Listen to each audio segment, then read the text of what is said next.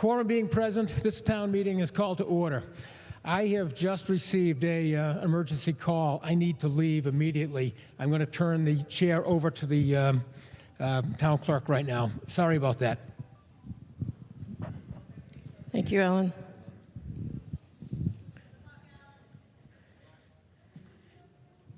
So I don't know what I'm doing, but what we're going to do here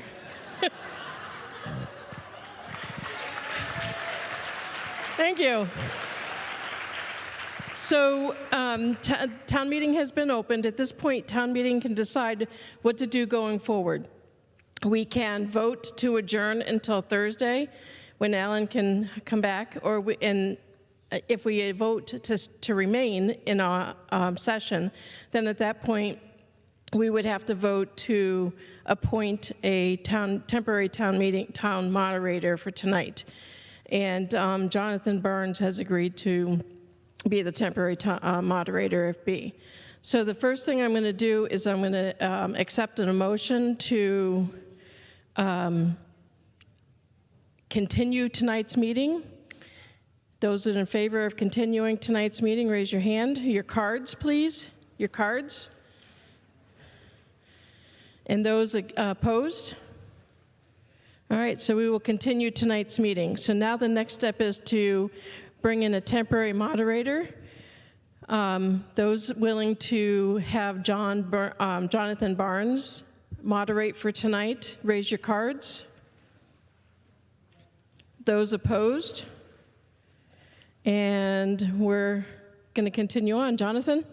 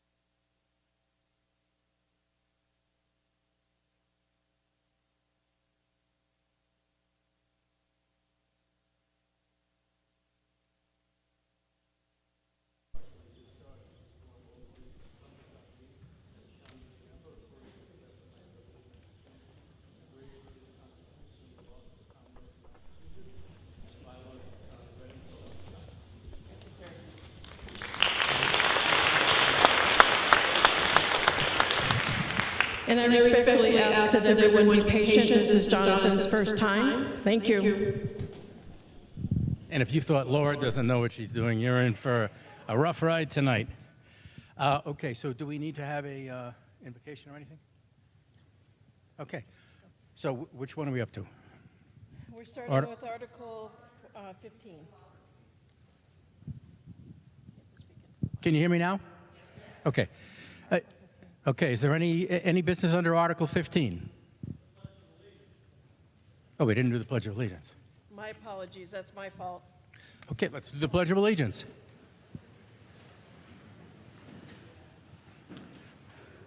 I pledge allegiance to the flag of the United States of America and to the republic for which it stands, one nation, under God, indivisible, with liberty and justice for all.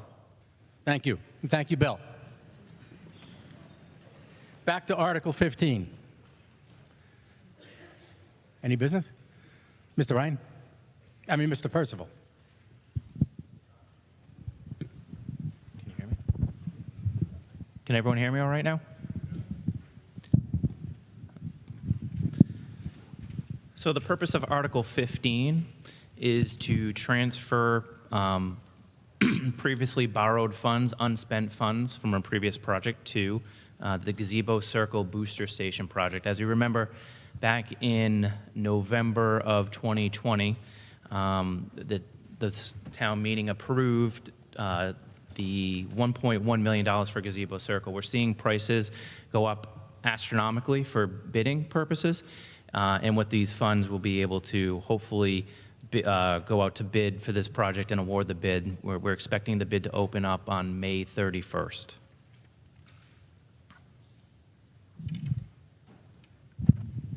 Thank you. Is that it, Mr. Percival? Yes, that's it. Is there a report from the Finance Committee?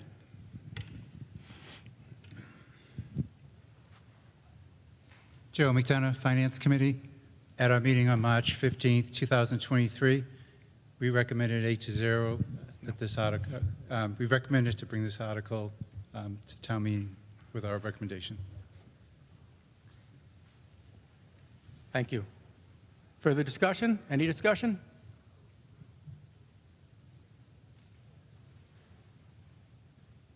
Mary Ellen? Was the motion made? I didn't hear you say that anyone made a motion. That's a fair point. Like we said. Mark Doxer makes the motion that is on the board. Okay, do we need to read the motion, or is that okay? Okay, so Mr. Doxer moves the motion. Is there a second? Second. A little backwards, but we're catching up. Any further discussion? Seeing none, are we ready for the vote? It's a hand vote. All in favor, raise your cards. All opposed? The motion carries. Any business under Article 16? Yes, Mr. Moderator. Article 16, similar to Article 15, we're looking to transfer previously borrowed funds that were unspent under the Main Street Cleaning and Lining Project. The total of these funds were $965,486.81 cents. They came from two accounts, you'll see, one for $650,000 and change, and that was from local monies, and the $306,000 and change was from MWA borrowed funds. These were both completed projects. They're just unexpended funds. We're looking to transfer them over into the downtown water main project. Those funds will be used to help the construction costs that we're seeing that are a little high, but also we hope to pump this money back into restoration efforts in the downtown. Same as before, Mr. Doxer, did you move this motion, or would you move the motion? So moved. Is there a second? We have a second. Thank you. Finance Committee report?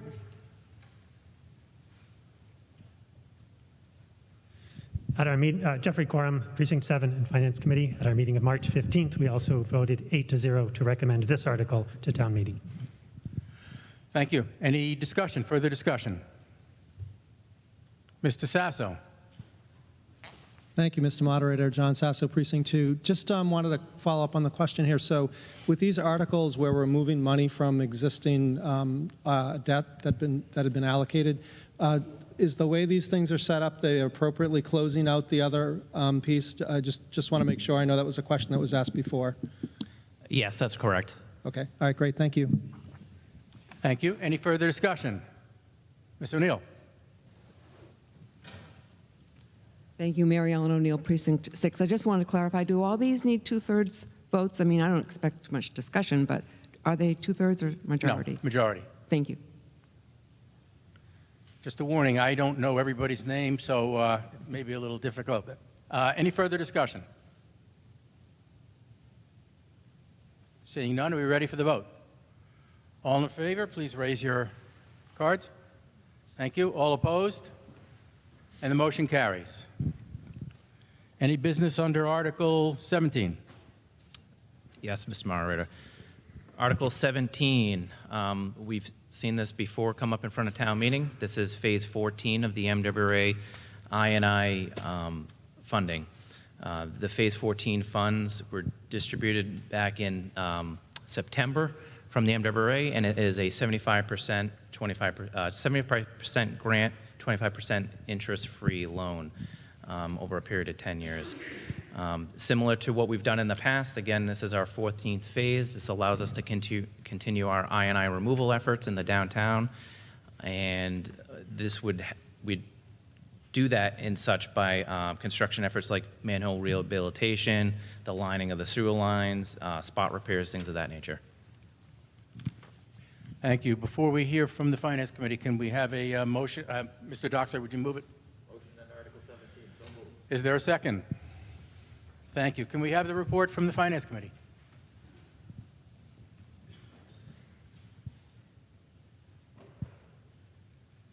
Mark Zarrow, Finance Committee. On March 15th, we voted 8-0 to recommend this article to town meeting. Thank you. Further discussion? Seeing none, we're ready for the vote. All in favor, please raise your cards. This will be a two-thirds vote. I'm sorry, two-thirds vote. So perhaps we should have counters? Okay, thank you. Mr. Sasso, could you take the group on the right? I'm not sure who usually does it. John O'Neill, thank you. Ms. Binda. And Mr. Berman, would you take the count on the left? All in favor? Please stand. Please stand.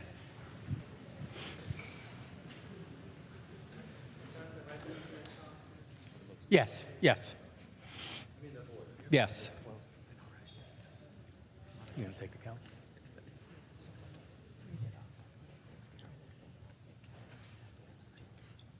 Easy.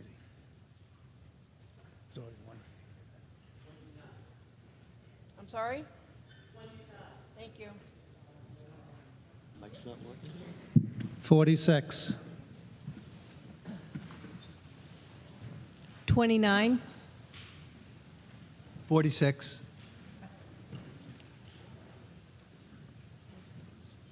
And those opposed, please stand.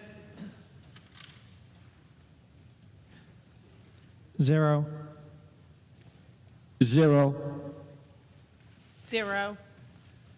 0. And the motion carries. I have to announce the vote? Because it's Jerry. Oh, okay, I'm sorry. The vote was 150 to 0. 150 in favor, 0 opposed. Motion carries by two-thirds. A group effort. Any business under Article 18? Mr. Thank you, Mr. Maltese. Moderator. Thank you. I'll just make a quick statement on Article 18.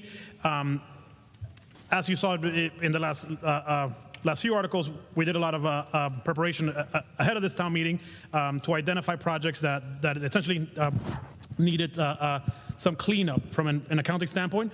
This article is one of them. Town meeting in April of 2019 authorized a 10-year debt in the amount of $2,225,000 for RMHS Turf Field 2.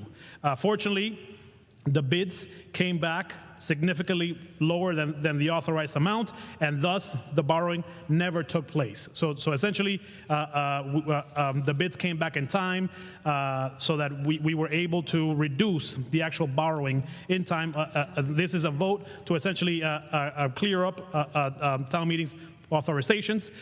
Therefore, we are requesting a reduction in debt authorization of $402,000 for this project. This project, as you all know, is complete and has been complete for some time and was closed out successfully.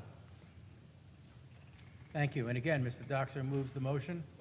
Is there a second? Thank you. Any further discussion? Finance Committee, please. Sorry. Thank you, Mr. Moderator. Joe Kernahan, Precinct 7, Finance Committee. At our meeting on March 15th, 2023, the Finance Committee voted 8-0 to recommend the substance of this article to town meeting. Thank you. Further discussion? Mr. Sasso. Thank you, Mr. Moderator. John Sasso, Precinct 2. So I just want to make sure I understand, this is a question I've had. So when we reduce debt off of a already allocated or already authorized limit, that basically gives us additional room in the future years. That's basically the impact? Is that correct? So for example, if we say we have a 5% cap in debt, then as this number has gone down, we've basically made some room in the debt portion, or actually the cap and debt portion for those out years. Is that a correct statement? I believe that is correct. However, I would have to check the capital plan if the actual number that we're carrying in the capital plan was the actual or the authorized.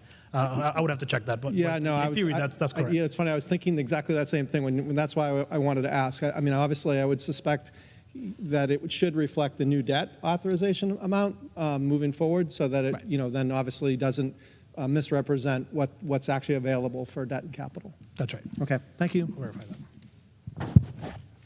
Any further discussion? Seeing none, are we ready for the vote? This is a majority vote. All in favor, please raise your cards. All opposed? The motion carries.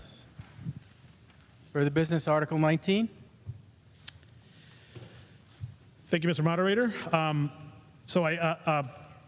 Legal counsel for the school department raised a potential issue with section 4.2.2 of our general bylaws. The general bylaws, as currently written, requires that all employees of the town, schools, and RMLD undergo a medical examination prior to being hired. Specifically, the bylaw says, the purpose of the medical examination is to determine if said employee can perform the essential functions of the job. School counsel advised that requiring medical examinations might lead, possibly, to possible discriminations based on a disability. The town, if this bylaw this bylaw change is approved, the town will continue conducting medical examinations for those positions as required by personnel policy, employment contract, or state and federal law. In essence, we would move from requiring a medical examination for all employees, regardless of their position, to just those employees that are required by law or by contract, which essentially means that police officers, firefighters, employees of the DPW, and potentially some facility employees where a physical exertion is required in the job description, those medical examinations would continue. However, clerical staff, for instance, they would no longer require a medical examination. That's it. That's all I have to share. Thank you. There's no report from the Finance Committee. There is a report from the Bylaw Committee? Oh, I'm sorry. Again, Mr. Doxer, motion? Is there a second? Thank you. Thank you, Mr. Moderator. Jason Clark, Precinct 3. At our meeting on March 27, 2023, the Bylaw Committee voted 5-0 to recommend this article to town meeting. Thank you. Thank you. Further discussion? Yes, in the back. Thank you, Mr. Moderator. Sean Brandt, Precinct 8 and School Committee Chair. As Mr. Maltese said, this did emanate from a policy issue on the school committee side. And I wanted to share that on February 9th, the school committee voted 6-0 to support this article. Thank you. Further discussion? Seeing none, are we ready for the vote? This is a majority vote. All in favor, raise your cards. All opposed? And the motion carries. Business under Article 20. Let's deviate and have the motion first. Mr. Doxer? Is there a second?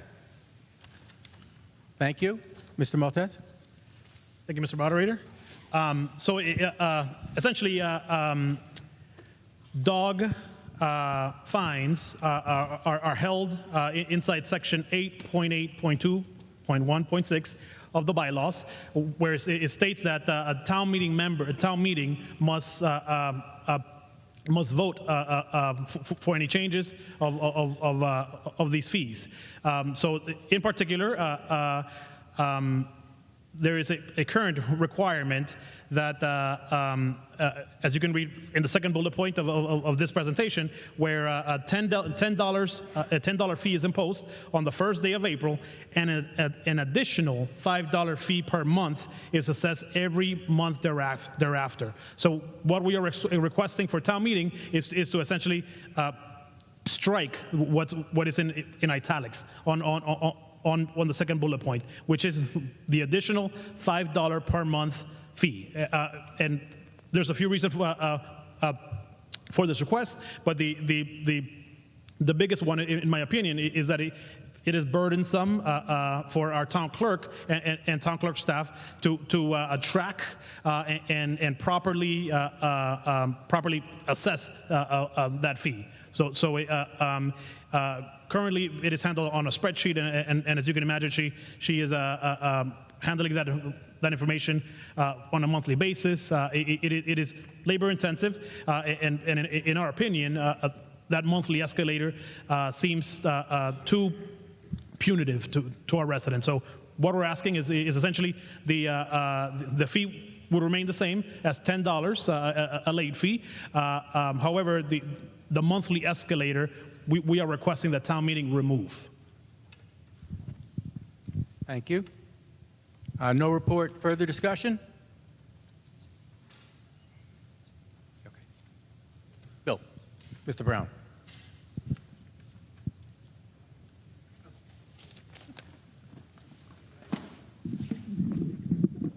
Good morning.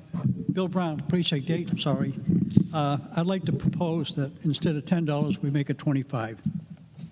I'd like to amend it to $25. And that will remind people to license their dogs. So, is there a second? Okay, we have a second. Do we need to, is it written up there on the board? I can't see. Okay. Any discussion? So we're now talking about the amendment. Any discussion on the amendment? Ms. Binda. Thank you, Angela Binda, Precinct 5. I have a question. So if it's just $10, so I think the registration, does it go from January to January? Is that correct, that it goes from January to January?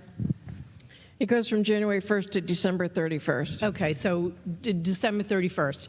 So this kicks in only on March 31st or April 1st? April 1st, they're assessed currently, they're assessed to $10 and then $5 every month thereafter on the 1st. So what happens if somebody doesn't register their dog for the year and they go to the next year? Is it cumulative? Like, would this? Yes, that $5 keeps adding on. And then on June 1st, they're issued a bylaw violation ticket of a $50 fine. We have folks that haven't licensed their dogs since 2011. You can imagine how much they owe the town. So does it keep building up? It's cumulative. Correct. Like you said. Okay. And so it goes from January 1st to December 31st, and this late fee does not kick in until April 1st. Correct. So I'm going to support Mr. Brown's motion if it's just a one-time late fee. Sorry? No, I was just wondering if there's something coming from town council, but I'm going to, if there's just once rather than cumulative, I will support Mr. Brown's amendment to make it 25. Thank you. Further discussion? Yes. Gentleman in green.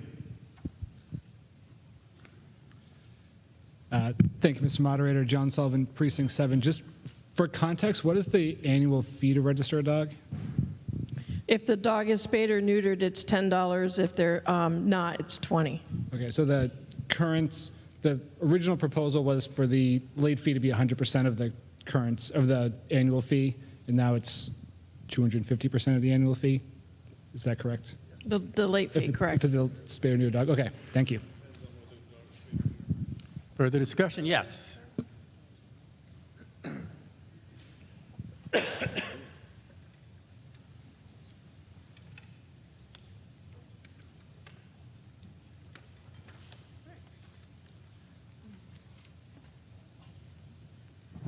My name's Shirley Jia from Precinct 6.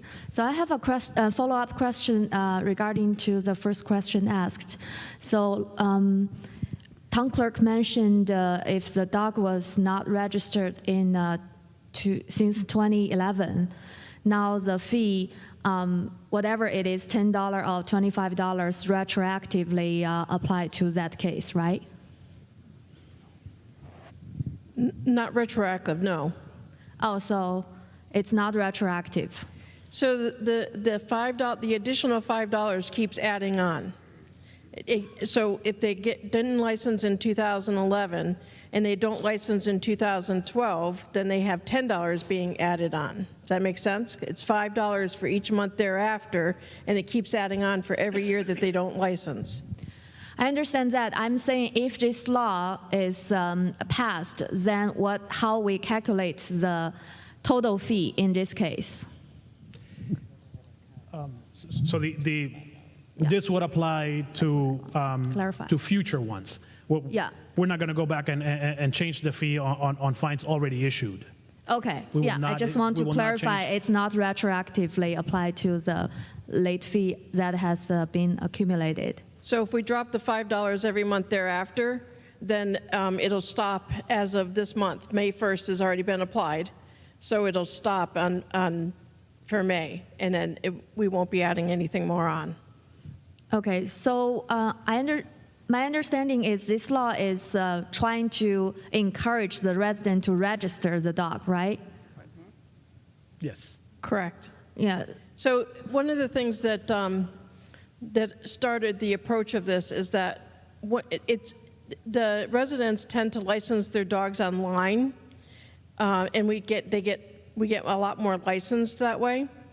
Once we get to last year when we were doing it online, we had to stop licensing because we couldn't apply the late fees. This year we've gotten to where we can apply one late fee.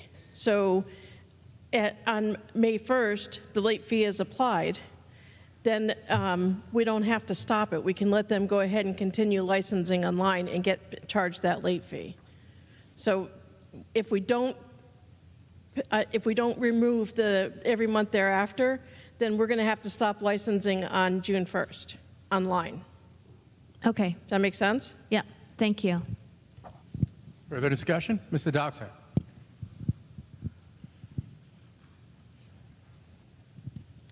Thank you, Mr. Moderator. Mark Doxer, Select Board, Precinct 1. I'm wondering if the clerk could kind of walk through the process now in terms of the licensing activity that takes place, at what point a late fee would be assessed, and at what point a ticket for a bylaw violation would be assessed. So there's two different answers to that. There's what's supposed to happen and what tends to happen. So what's supposed to happen is that we license between January 1st to March 31st. The late fee goes into effect on April 1st, and then any dog that's not licensed on June 1st, a ticket gets issued.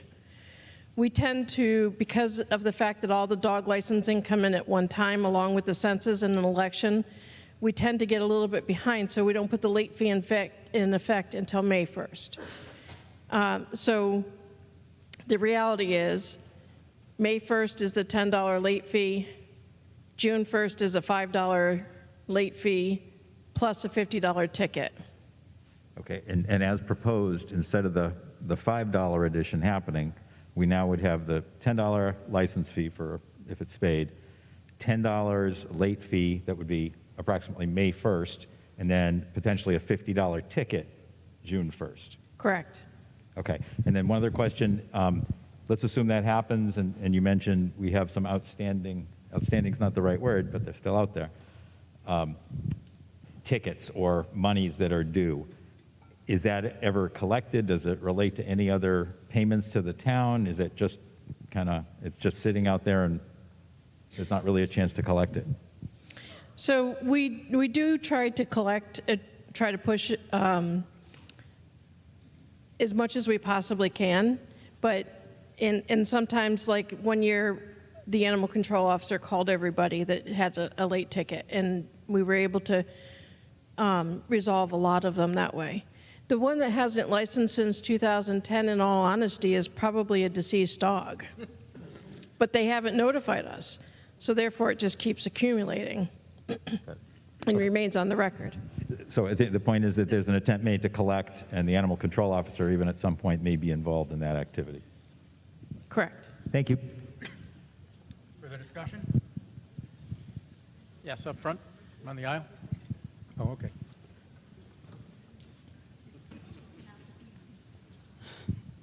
Cheryl Lestrade, Precinct 5. So Approximately how much revenue does this bring in when we include and assess the late fees currently? So let me give you a few numbers. I don't know the total number of revenue. I can tell you that currently the unlicensed dogs with the late fees and the fines that are now owed, there's $102,000 that's owed. Most of the, again, $102,000. Again, most of those dogs are probably deceased. And if they call us and tell us that the dog's no longer in Reading, then we void everything out. So here's an idea. Right now, we have 3,458 dogs on record in Reading. Of that 3,000, there's 2,338 that are licensed in 2023, leaving 1,120 that late fees have been put into effect as of today. In 2010, we issued 230 tickets. In 2022, we issued 720 tickets. So if we were to go with Mr. Brown's fee of a $25 flat rate plus the late fee, plus the ticket, what would be the approximation of the difference that we would be losing or gaining? Well, it's 100. If we put the late fee in place on time, and we issue the ticket, and they don't license throughout the year, it ends up being about $170. So we would be losing money. I don't own a dog, but if you have to renew your registration on your car and you don't, you can't drive. If you have to renew your registration on your dog, your license on your dog, and you don't, that's kind of your responsibility as a pet owner. And it's on you. I don't think that the town should then have to say, okay, well, we're going to make it comfy, cozy, and easier for you to not hold up to your obligation. And I propose that if you don't register your dog, license your dog on time, and you get assessed and you end up with a ticket, then you have to forfeit your dog. I don't know, but I think that we need to find some way to motivate people, and I don't think giving them a lesser flat rate fee is going to be the motivation, because if they're not motivated by $100 and something fee, they're not going to be motivated to pay a $25 fee. I will not be signing up for that job. Just.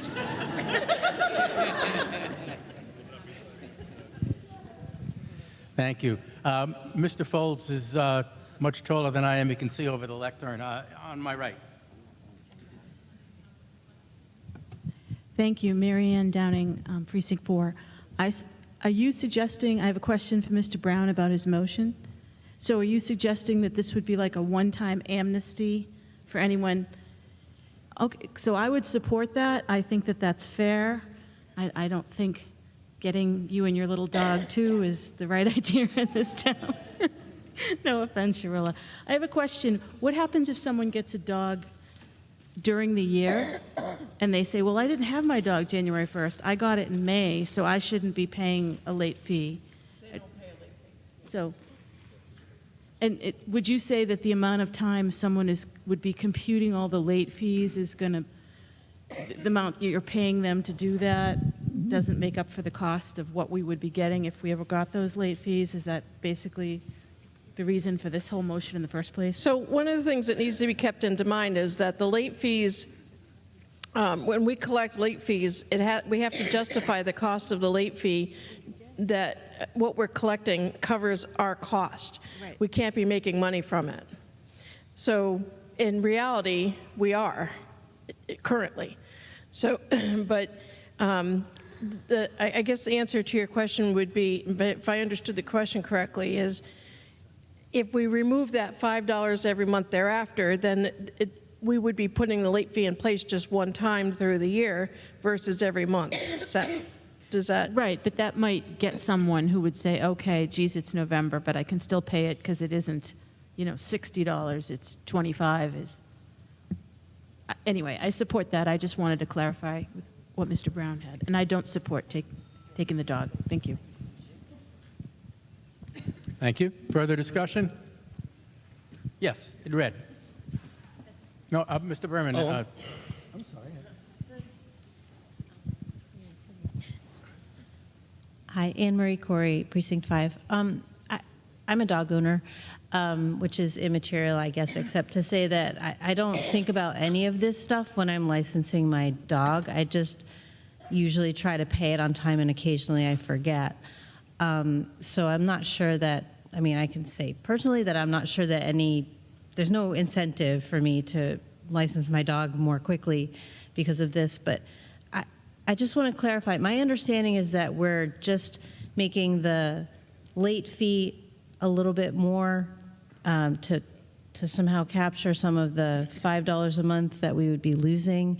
But the point with removing the $5 a month is that the administrative costs and time involved to capture this, that's why we're removing it. We're not trying to make people pay their registration any more quickly, correct? Is that okay? So we're just trying to help Laura do her job more easily. Thank you. Mr. Berman, further discussion? Thank you, Mr. Moderator. Barry Berman, Precinct 6. I didn't write the numbers down, Laura, when you were going through it, but it sounds like it's maybe like a third or more of dog owners in the town that don't regularly register. I was trying to listen, but it sounded like there was a lot of people that don't register their dogs. So I guess I'm more concerned about not so much the late fee than about how we just really get people to, how we enforce the dog registration. And if they aren't paying it and they're not going to pay the late fee, are they paying the ticket? And if they're not paying the ticket, what other recourse does the town have? I guess with a homeowner, you can put a lien on their property, a tax lien, and then that we can collect later when they sell the house. But if you're not a homeowner, what recourse does the town have other than, just asking politely time and time again for people to basically pay the fee?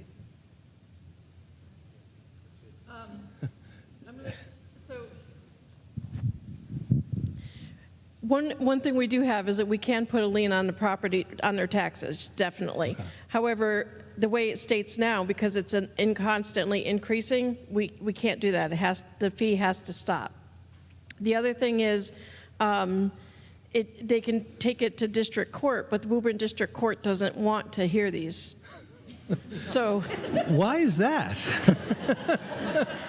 The one thing that Fidel and I have talked about is to set it up so that we have a hearing officer, which will hear the cases with the dogs that are not licensing and hear their excuses and similar decide to if a they're going to parking pay a ticket ticket. Yes. Hearing officer. Various, yes. Okay.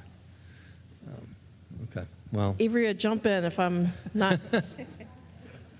All right. Well, I guess I support Bill's amendment. Anything to try to get folks to pay on time or pay it all is something that I support.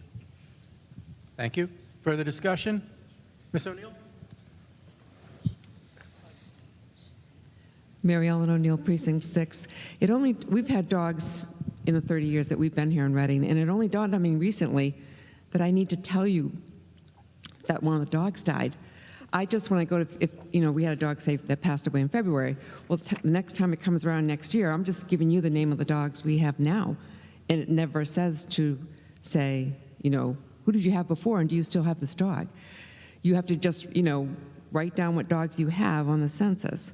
So I'm just wondering how many of these are, and at what point you just let some of these dogs go. But maybe some of that is that maybe we could remind people, if you have dogs that have been deceased during the year, let us know. That might clear out some of them. Otherwise, I do support this amendment. Thank you.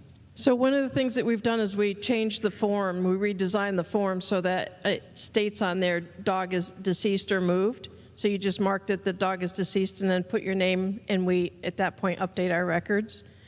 Before we send out the fines, we send out an email to everybody that we have an email address for.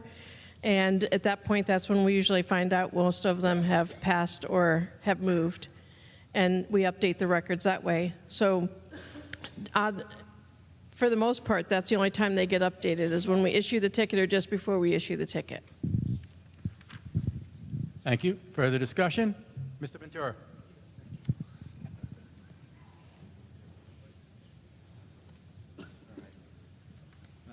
Mark Ventura, Precinct 2. I find it ironic that a $5 fine or whatever is punitive, other than, $200 trash barrel, 14% sewer hike, but whatever. I'm against the amendment. I'm for the bill. Point of order. I motion to strike this all down. We have a Both point the of order. amendment- Mr. Ventura, we have a point of order. I understand that. I just spoke the irony. I motion to end debate. Point of order. Yeah. We can't entertain that motion to end debate because you've already spoken. And I would ask that if people are going to speak, including point of order, please take the microphone. Further discussion, Mr. Brown.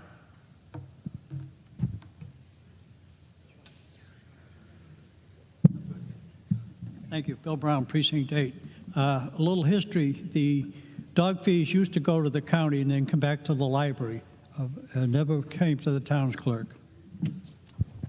Thank you. Further discussion? Yes.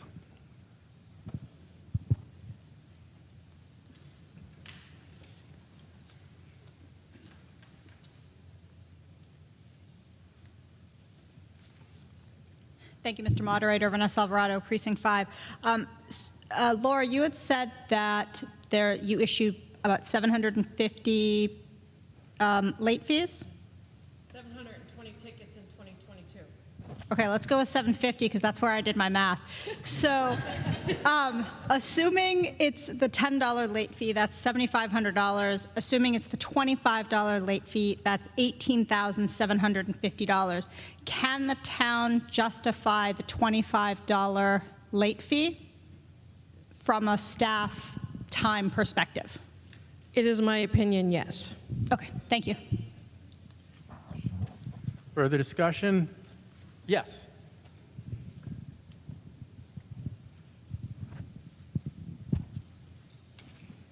Thank you. Lynn Arena, Precinct 1. I'd like to move the question on the amendment. Thank you. Is there a second? Okay. This is a two-thirds vote, so I'd ask the counters again. Okay, all in favor? This is now on the amendment. All in favor of Mr. Brown? I'm sorry. I got ahead of myself. This is for ending the debate. All in favor, please rise. On the amendment. On the amendment, yes, only on the amendment. On the amendment only.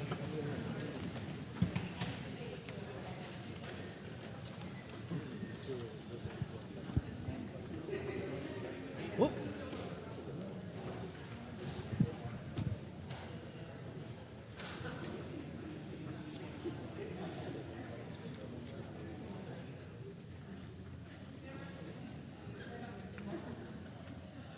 $28.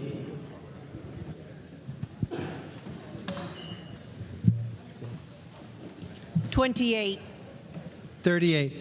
44. Thank you.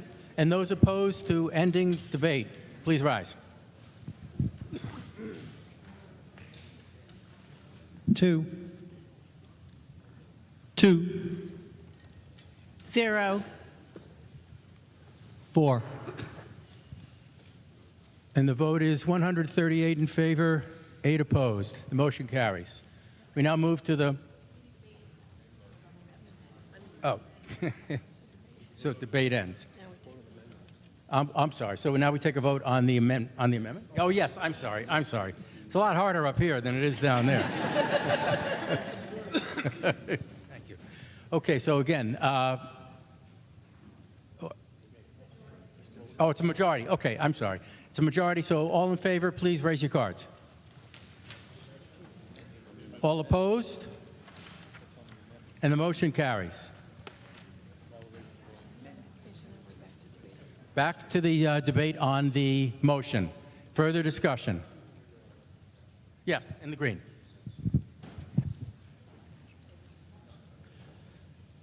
Thank you, Mr. Moderator. John Sullivan, Precinct 7. Could somebody kind of, I guess, explain why it's important to register all the dogs? Like, what is the town? How's the town benefiting from knowing the number of dogs and who owns them? It's a public health issue. It's making, you register the dog, the dog is required to have its updated rabies shot. So it's more a public health issue than anything. So it's mostly just to keep track of that there are up to date on vaccines. Okay.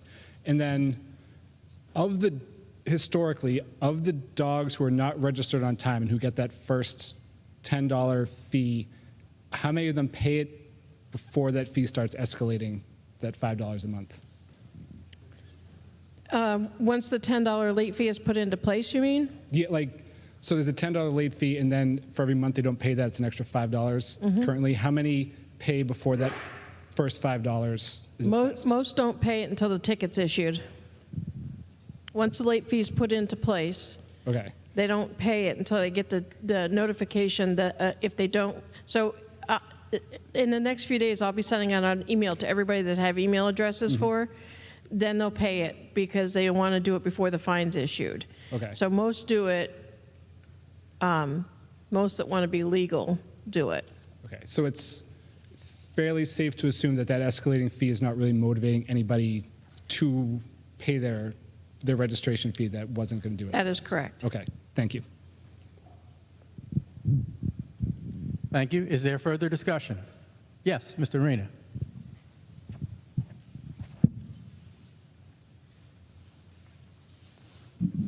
Thank you, Mr. Moderator. John Arena, Precinct 1. Laura, I remember when I served on the board, there was one instance, and I'm going to get the details wrong, but the outcome is the same. There was a dog owner in the town that failed to get the notice in a timely way. It might have been due to her moving or a death in the family, but it was not only justifiable, she could demonstrate it hadn't been delivered. And she had accrued some number of multiple fines. Does the town clerk or the staff have any discretion under the circumstance for such oddball and unpredictable cases? Under the current, up until this year, no. But this year, yes, because we're going to be putting in the public hearing officer, and I'll be able to have some discretion at that point. So this should be viewed as a last resort, not the only resort. The motion in front of us, the need for a fine is really a last resort. In my opinion, yes. Thank you. Further discussion? Yes.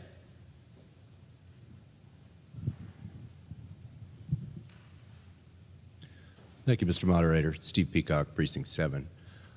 Just a quick question. If this is a public health issue, shouldn't we be focused on full compliance and not the revenue and expense part of it? It sounds like if there's 1,000 people who aren't doing this, we don't know what's going on with those dogs. And the $5 escalator, which on a $10 fee is, I don't know what the term would be, but it's extremely excessive. So do we think that this actually will get to our goal of getting the public health issue addressed? Thank you. In my opinion, yes. Is there further discussion? Yes.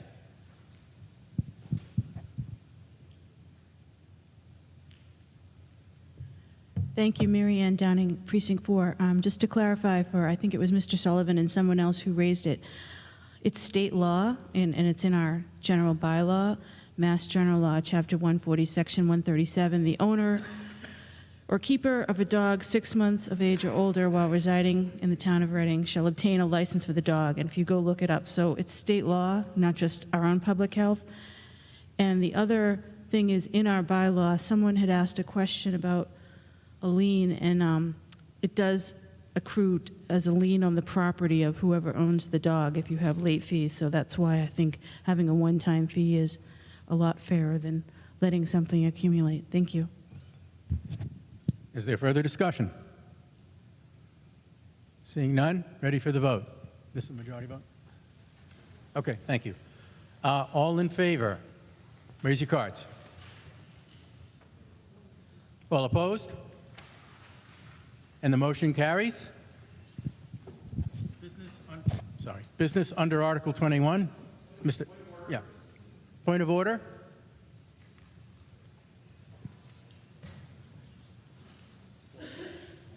and I will actually come to a microphone for it.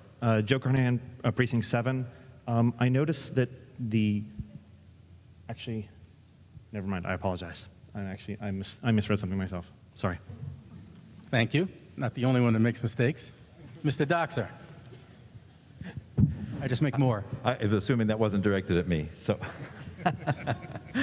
Thank you, Mr. Moderator. Move to indefinitely postpone the subject matter of Article 21. Is there a second? Yes. Mr. Doxer, would you like to address it? Right. So we spoke about this a little bit on Monday night. The hope was to have a proposal to bring forward to town meeting. Since we're no longer negotiating on the property, there's no proposal to bring forward. Thank you. Is there any discussion? Seeing none, we're ready for the vote. It's a majority vote. All in favor, please raise your cards. All opposed? And the motion carries. It's indefinitely postponed. Any business under Article 22? Mr. Doxer?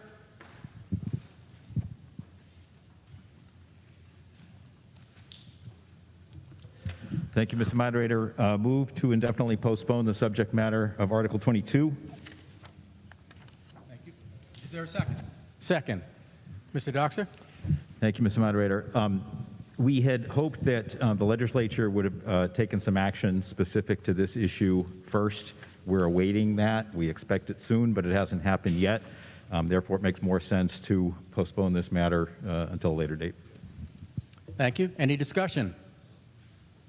Seeing none, are we ready for the vote? All in favor, please raise your cards. All opposed? And the motion carries. Any business under Article 23? Okay. Okay. So this is the article seeking to remove or retain town meeting members. It was discussed in each of the precincts. We will, I guess, call each precinct chair. We don't need to move this, do we? So who moves it? Mr. Doxer, move it. Second. Thank you. So we'll call each precinct captain, chair, to read the vote. So we'll start with Precinct 1. Salvatore Bramante, are you here? Thank you. Come to the microphone, please.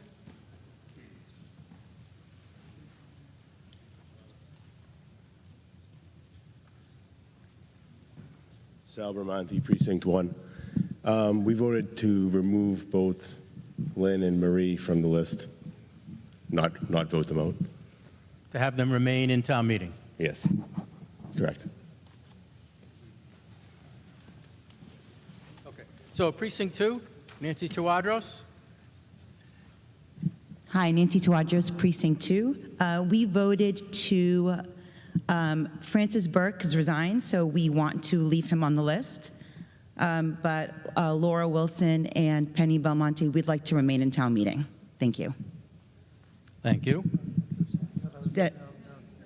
I'm sorry, hold on one second, please. Penny stays on the list. Right, remain in town meeting. Penny Belmonte and Laura Wilson. No. What am I missing? Sorry, what am I missing? So Penny stays on the list, meaning she's going to be removed. Okay, so I got it. So the logistics are confusing me. Okay, so Penny Belmonte and Laura Faye Wilson, we'd like to remove from the list because we want them to remain in town meeting. Yes. Okay. Okay, thank you. It's wrong up there. Okay. So are we understood? Jackie, you want to change it so that Penny is removed from town meeting? So remain on the list. Remove it. The list on and off is confusing me. So it's really confusing. So this list here. Mm-hmm. They're going to remain in town meeting, correct? Francis and Laura Wilson. Okay, we're gonna remove Francis and Laura Wilson from the list and leave Penny on the list. As long as that means that Laura Wilson and Penny Belmonte can remain in town meeting. So you want to change, you want to move the X on, or Penny, you want to move the X? Francis resigned, correct? Yes. Okay. So they stay on. All right. Okay. Thank you. Go ahead. Point of information. Point of information, yes? John Sasso, Precinct 2. So Laura's correct. Francis Burke resigned, so his seat is already been filled. So his name should be removed from the list because he's already resigned and he's already out of town meeting. Correct. Thank you. All right. Thank you. Thanks.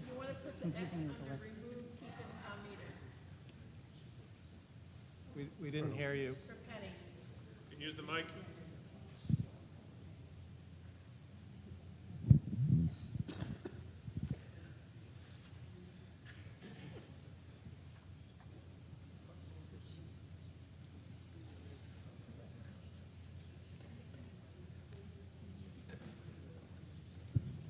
So Jackie, under the, you want to remove that X right there. Delete that. Okay. You want to leave Francis Burke blank, and under Laura Wilson, that's correct. You have to leave Francis Burke's name on the list. You just want to leave the, under where it says remove, keep in town meeting, or remain removed under, you don't want an X there. But Francis's name has to stay on because it was in the warrant.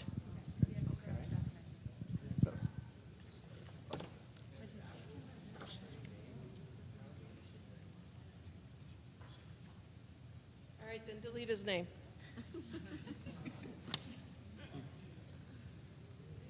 Mr. Sasso, did you have a comment? John Sasso, Precinct 2. I just want to make sure that we're getting this correct. Agreed. So Penny Belmonte, the vote was to remove her from town meeting. Laura Wilson, the vote was for her to remain in town meeting. So when you're taking the vote, you're removing them from the list or they're remaining on Yes, the list? yes. So we voted, Precinct 2 voted to keep Penny Belmonte on the list and to remove Laura Wilson from the list. So Penny's being removed from town meeting? Yes. Okay. Sorry. Thank you.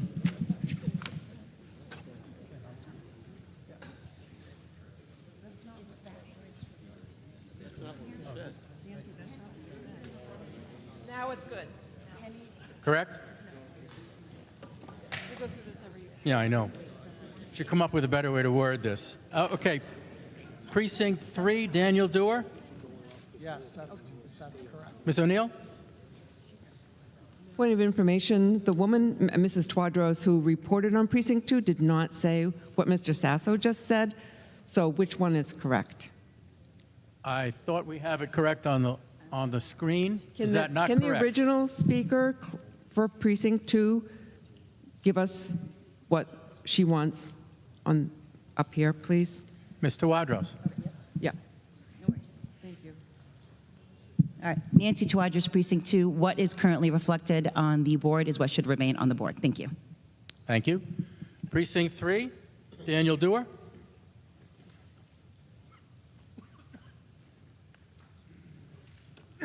Dan Dewar, Precinct 3.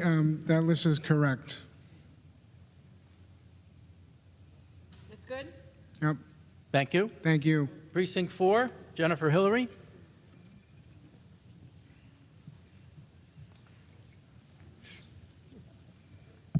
Jennifer Hillary, Precinct 4. Precinct 4 voted 19-0 to remove Jeffrey Jadul from the list so that he may remain a town meeting member. Thank you. Thank you. Precinct 5, Sharilla. Oh, Jackie was correct. sorry. Can you remove Matthew Sullivan's name? No.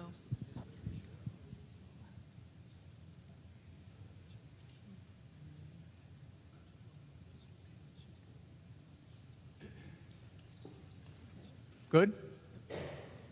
Precinct 5, Sharilla Lestrade. Cheryl Lestrade, Precinct 5. Precinct 5 voted unanimously to keep Vanessa Alvarado and Christine Lusk in town meeting, so removed from the list. Thank you. remove and remain. That's good. It's good. It's right. Oh, okay. Okay, Precinct 8. Mr. Brown?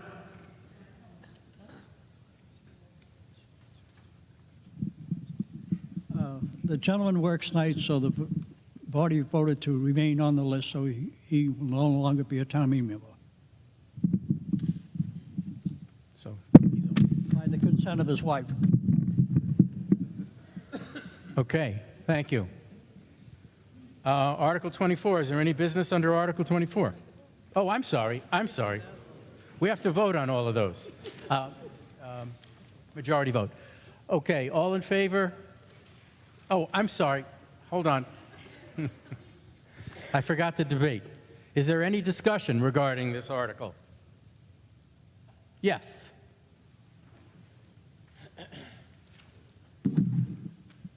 Todd Merkel, Precinct 8. I just want to point out, unless I'm missing something, for Precinct 2, Penny Belmonte, something is wrong in either the precinct vote column or the next column.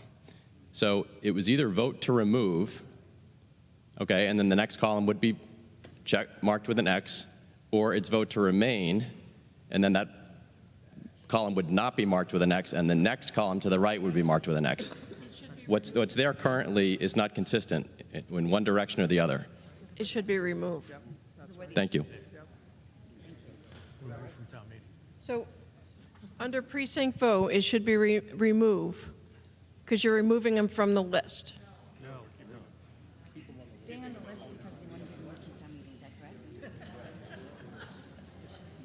They do.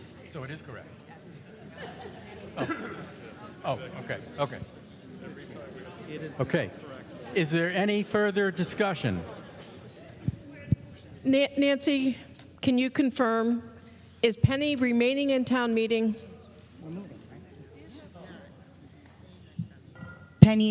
She's not staying in town meeting. Okay, excellent. Thank you. But that terminology is really confusing. Just want to throw that out there. Thank you. It is confusing. But we have it correct now. Yes. Is there any further discussion? Mr. Arena?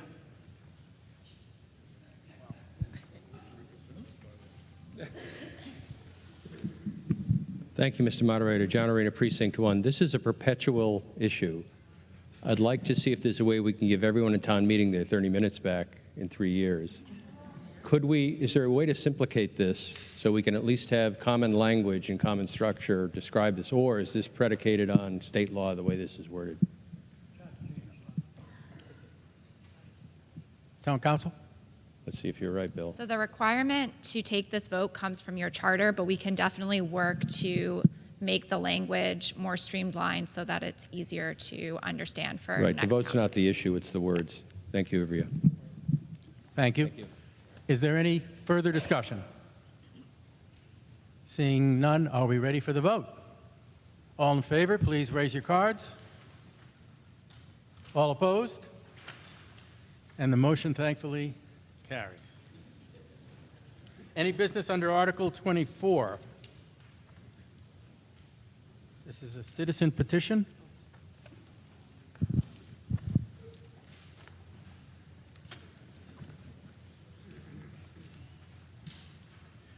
Thank you. Point of order, Mr. Brown? I was about to say that. Bill, I was about to say what you just said. Just a minute. Thank you. My name is Bruce McKenzie. I am not a town meeting member. I also break microphones. However, I'm the lead person on a citizen's petition and this article. There's also another non-member who would like to speak and a member who might want to speak. Town Council?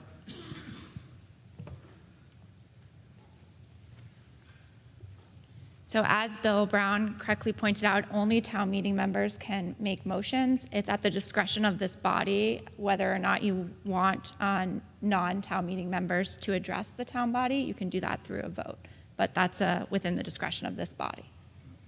The motion is in the warrant. Yes, the motion still needs to be moved just because it's in the warrant, yeah. Okay, so we'll have to have a vote. Oh, point Point of order, point of information. I'm a town meeting member from Precinct 8. My name is Martha Moore. Am I allowed to make this motion? Yes. Okay, I would like to move that we discuss Article 24. Is there a second? There is a second. Is it okay for Mr. McKenzie to speak? Okay, so the motion has been made. And Diana Serna. The two people. Okay, so there are two people who wish to vote. They are not town meeting members. I'm sorry, did I say vote? To speak. They are not town meeting members. This requires a majority vote to allow them to speak. All in favor, please raise your cards. All opposed? Okay, thank you. Go ahead. Okay, thank you. By the way, I was a town meeting member for about 10 years. So I'm Bruce McKenzie, resident of Precinct 8, and I live close to the area involved. Anyway, this is more of a status report. We've been informed by a town staff person that we cannot move forward on this at this time. There is some preliminary work that has to be done no matter what the outcome is. So I'm going to give you a little bit of background, and then I would not mind if there is a motion to indefinitely postpone. There are actually two articles. Okay. Yeah.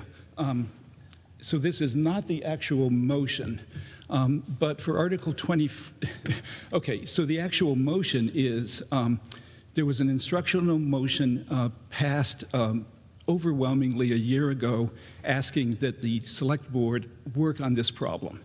And basically there was a bit of progress made, and then everybody went on summer vacation, and there was no progress after that. And then after making the motion in front of you now, it kind of energized people, and we've been working on it more. So why don't we go to the first slide, Jackie? At the north end of town, Sanborn Lane, just north of Wood End School, there is a 1 block long section of private way. And at the very end of it, it gets very narrow. This used to be a driveway to a single house, used to be dirt. It was paved in 1988. There was very fast traffic after it was paved, and a total of about 40 houses were built on it, beyond it. And then at some point, Wood End School was built, and now we have children who walk westbound through this section to school, as well as some people drive their children to school, and then the car goes the other way, and there's 40 houses beyond here who drive to work. So this section of road gets children walking one way, cars going the other way. It is a private way. It was very dangerous until the potholes developed. Now it's not as unsafe because of the potholes. Anyway, the residents can't figure out any solution that does not involve the Select Board and the town meeting at some point. So there have been suggestions that the whole block be made a public way. Most of the residents don't want to do that. Most of us do not want to pay many tens of thousands of dollars to upgrade the street with lots of sidewalks on both sides, curbs, wide pavement, for the benefit of children who live elsewhere. So we feel it's unfair that the school allowed 40 houses and we feel it's unfair that the town allowed 40 houses to be built beyond this section, plus a school, and no one has figured out a solution to this section of road. There are minor solutions, better signs, maybe somebody paying for a sidewalk, maybe a bylaw change, maybe private grants. Another article proposed that a narrow strip of land be acquired by the town and become town property, because the town can only spend money on town property. So right now the town cannot legally put a sidewalk in there unless it becomes town property somehow. Yeah, come on up anytime. So I introduced this a year ago, but it was very quick, late at night, no discussion. So the reason we're here now is to see if there's any discussion. Introduce yourself. Hi, I'm Diana, and I live right near this part of the road, so sort of on that end of the, I'm going to say private way, and I'm putting it in quotes, because it feels as though it's kind of slipped through the cracks of different bylaws that have changed over time. So I haven't been a resident as long as Bruce, but I'm also kind of picking up the pieces, and it would be possibly helpful to explore, with the town's help, sort of where this kind of fell through the cracks, because when we moved in, it was under the column of it's a private road, but it was private. This area that you can see here is, like he mentioned, it's a driveway, and so it's a single file, you know, you only get one car in at a time. And so what happens is as soon as you have pedestrians, if there's two cars, they can't negotiate it and basically get kind of run off the road. I'm, I guess more importantly, like a mom, and I have a 6-year-old, and she's learning how to ride her bike, which is great and terrifying. And she can go and be part of this chaos. And what you're not seeing is at sunset, there's blinding light that comes right into the sort of vantage point that you're seeing here. So you can't see a pedestrian, you can't see a car. And what happens is a lot of cars end up bailing out into our driveway because they just it's a panic. But going back a bit, I think the more important place to start is figuring out where exactly this falls in that kind of crack of private versus public, because it kind of got chewed away at, and it started off as a really private driveway, really. And then there were boulders and things sort of at the end there that got removed over time because I believe the town wanted to use, to have access in case of emergencies. So those kind of got chipped away at, and then that was removed, and then sort of inch by inch, this got taken into being more and more of a public way. And now it's being used as a public way in the sense that parents dropping their kids off at school at Wood End will go down there. The bus deposits kids at the end who are expected to use this part of the road to walk home. And that's kind of on the town for putting them there in that situation, then not having a safe route. And just as a mom to a kid who's going to be walking home herself, like, it just isn't safe. It's just, there's nothing about this that feels safe at all. And it's really narrow. And if y'all want to come out and take a look, I'll happily host. You can come and check it out. It's just not safe. And I don't want to say I'm agnostic to how this gets resolved, but the route of how it gets resolved is something that I'm not as, I just want it to be more safe. So whether it's putting in a sidewalk or widening the road or whatever it ends up being. But I think, sorry, I'll wrap up, but what I wanted to basically get at is that this area of road now also connects to a new development that they've put on off of the private part of Sanborn Lane. And this new development is called Farmhouse Lane.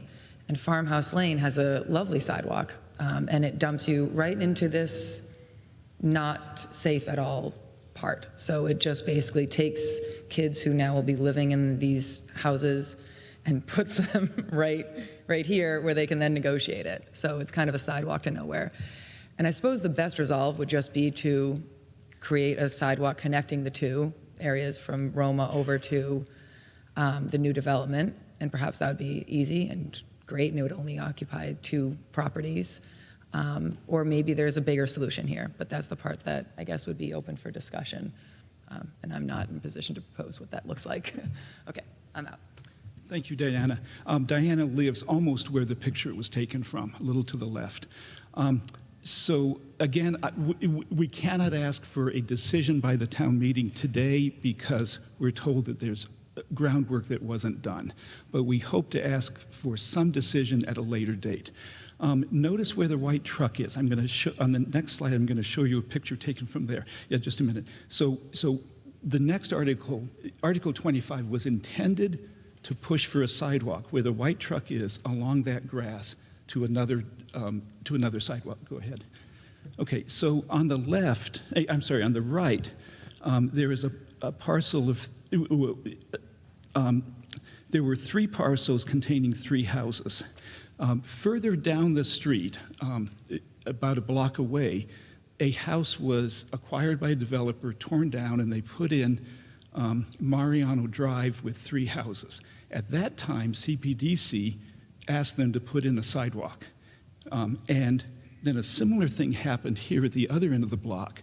But this time, CPDC felt that they were not able to do this. So anyway, one person acquired those 3 lots. They divided it up so that there are a cul-de-sac with 3 new houses. 2 of them are currently being built. And where this orange arrow is, I'm sorry, I keep pointing on my screen. Where the orange arrow is where that photograph is taken. So there is a sidewalk. I'm sorry, this 1 block section is surrounded by a neighborhood built in the 1980s and 90s. And they all have sidewalks, tree lawns, curbs. So you see in the photograph, there's a sidewalk that goes up and just stops at a stone wall. And we're asking some way to connect that sidewalk past 2 houses to the next sidewalk. The diagram shows it as well. There are blue arrows where we think there should be a sidewalk. Notice the red arrow. That's a brand new sidewalk going back to 3 houses.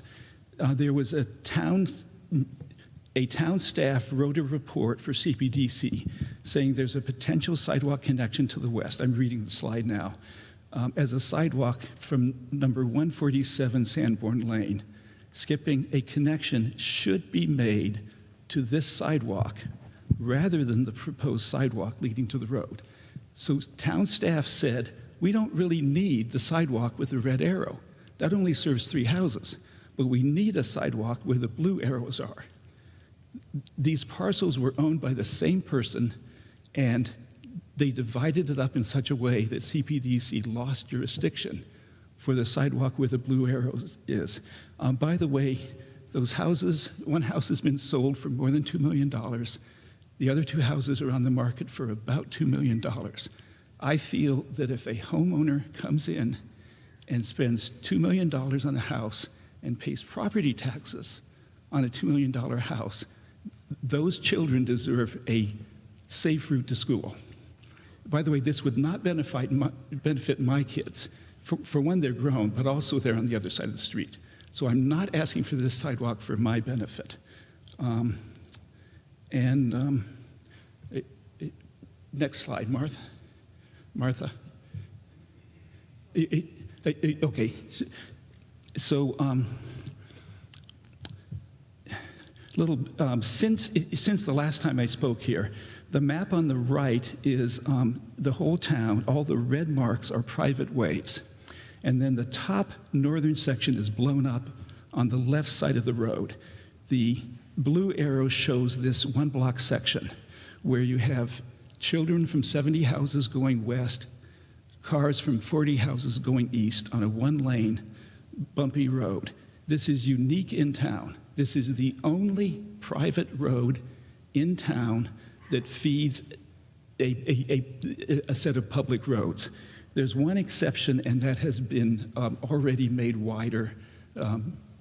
I don't remember the details of it. So anyway, we feel that the town should do something about this. It should not be up to the abutters to pay the full cost of whatever is done. I think I'm done. Thank you. So we're asking for a discussion. We would not mind if someone makes a motion to indefinitely postpone this. That would allow additional debate after that motion.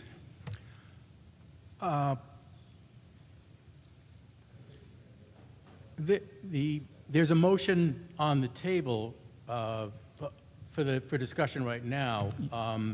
If the intention is to seek indefinite postponement, I guess I would ask the maker of the motion, if the maker of the motion were willing to withdraw the motion, then we could indefinitely postpone. Okay, we had already discussed this with the town manager and Alan, the regular moderator.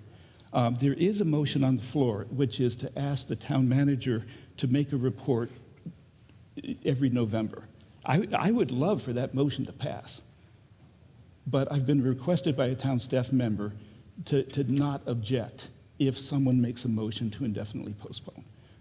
My preference is that it passes. Mr. Maltese? Did I put you in the spot? No, I mean, as town meeting members can see, I'm watching the crowd. This is a complicated issue, I'll say, and I've spoken to a few town meeting members about it. There is a process to make private ways into public ways, and that is a discussion that I've had with Mr. McKenzie and a few of the other abutters. What Mr. McKenzie is requesting, of course, is that this conversion essentially be made separate from the typical process. I think what also makes this complicated is that, as you can see in this picture, there is also private property involved, right? So it would require the acquisition, or hopefully a gift. I know in the original motion there is a question of taking some property by eminent domain. That's something that is very thorny and legally can be complicated.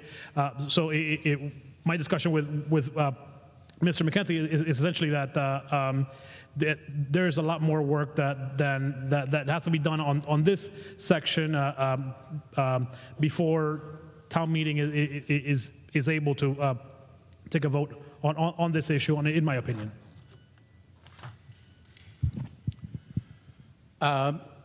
Mr. Brown?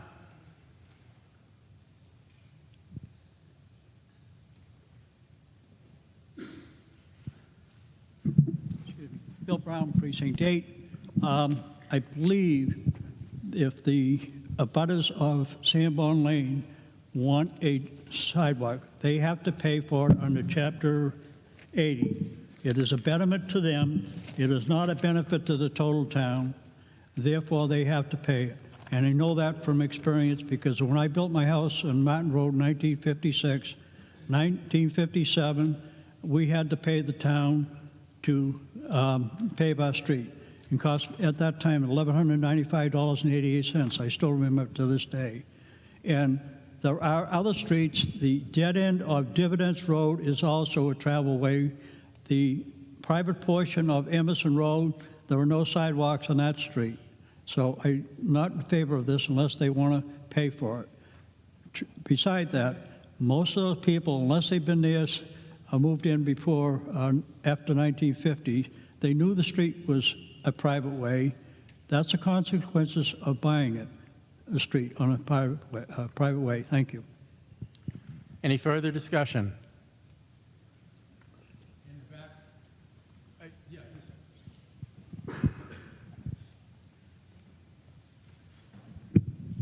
Gena Pilavsky, Precinct 7. Bruce, are you clear on what the next steps are? What is it that you're going to be doing over the course of the next 6 months to bring this back to the town meeting?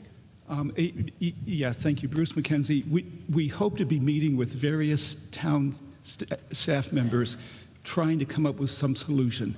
Our preference is that we not have to spend tens of thousands of dollars, an unknown number of tens of thousands of dollars, in order to bring the entire street up to neighborhood standards, which would primarily benefit children who don't live there. The Article 25 proposed that the town acquire a 10-foot wide strip of land and put a sidewalk only there. And I thought that would be legal because it would then be town property. But I'm told that's not a good route. And so, we'll be talking with staff members. There are other approaches too. The select board, acting as the road commission, could close the road. They could put a gate on town property. They could change traffic regulations. They might be able to allow a gate on private property. I'm not sure. There are many possible solutions, but no single person can make those decisions. I'm not allowed to go over there. There's a mailbox in the middle of the private right-of-way, and I'm not allowed to go pull my neighbor's mailbox up. It's just, not appropriate. But it's blocking traffic. Besides, it's not paved there either. So I don't have a good solution. No single person can solve this. Yep, that's fair. So I don't think we'll be able to solve this tonight either, but it sounds like you have a very solid plan that you could execute over the course of the next couple of months and bring forth to the town meeting a more refined ask that we can actively vote on. Is that Is that the goal here? I tried to do a more refined ask on Article 25. I'm told that there were many missing details. I'm looking forward to the updated version in the next 6 months. Thank you, Bruce. Point of order? James Bonazzoli, Precinct 6. I'd like to just see a little more structure because I'm trying to understand what is the motion that this body is supposed to be discussing. I don't think it was properly put on the table. So I would like, just help me. So we're discussing Article 24, please, right? And what are the four corners of Article 24? I love the narrative, but we need a little clarity on what we're to discuss as a body.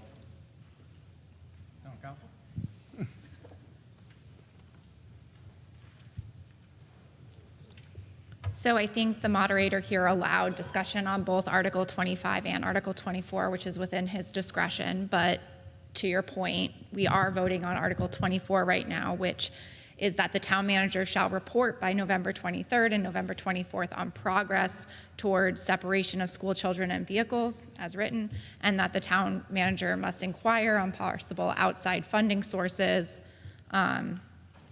to facilitate the connection of the sidewalk in this area. That's the motion right now. The discussion around the taking of the property falls squarely within Article 25. Thank you. Yes, and on the aisle. On the aisle.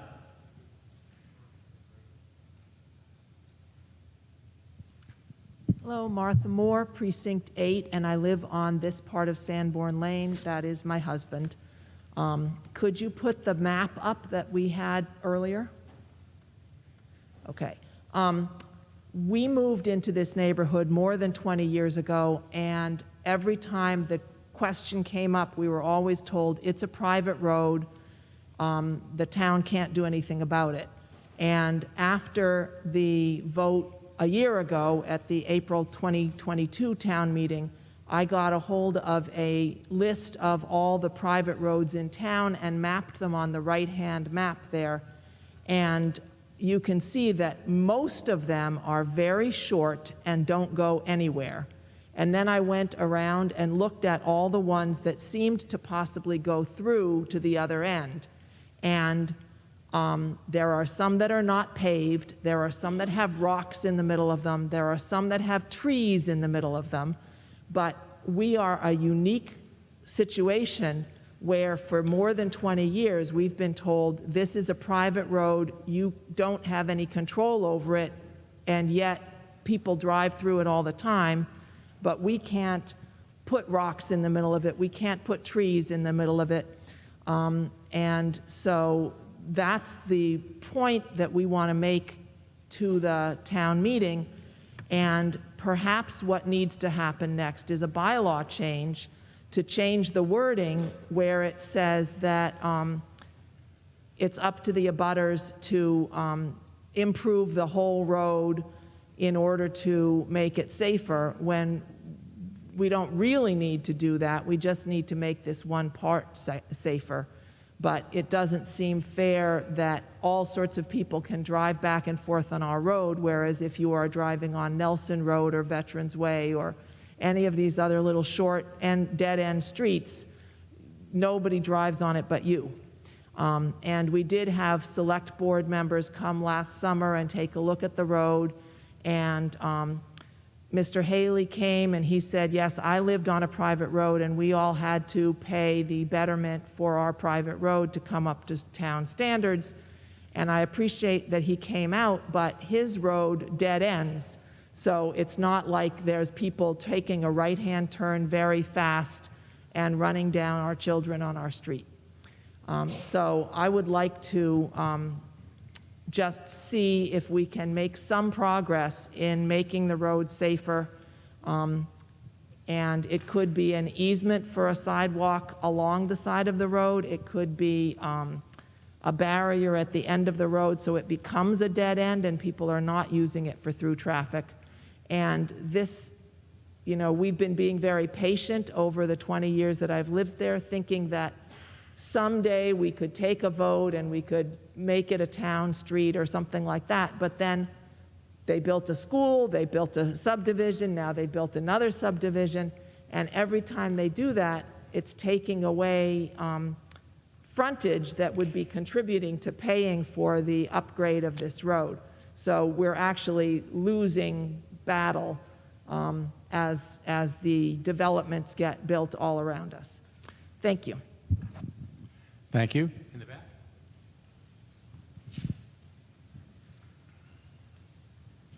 Eric Gaffin, Precinct 4. At the presenter's request, I move to indefinitely postpone the contents of Article 24. I guess I would ask Town Council for clarification. As my understanding is, the motion is already on the floor. Town Council?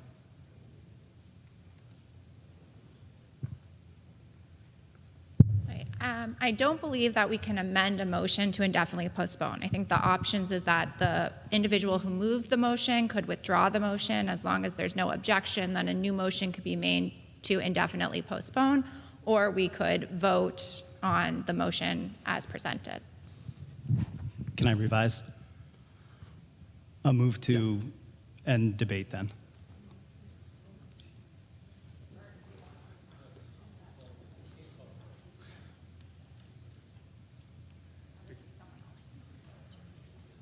Oh, okay. So I believe someone else will have to make that motion. Okay. In the back.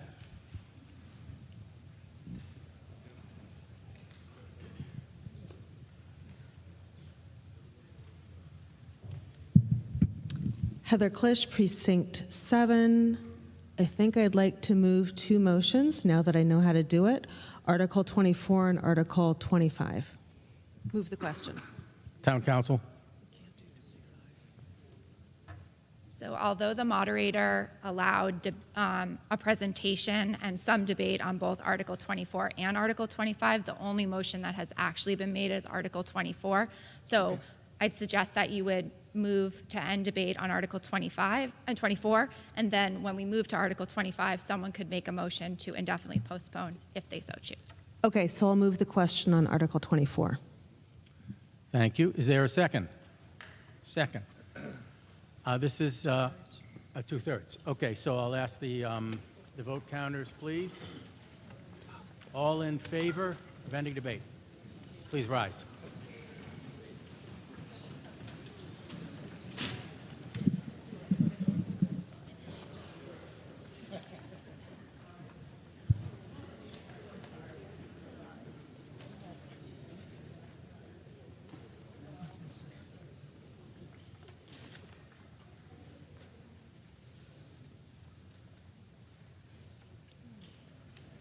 $27.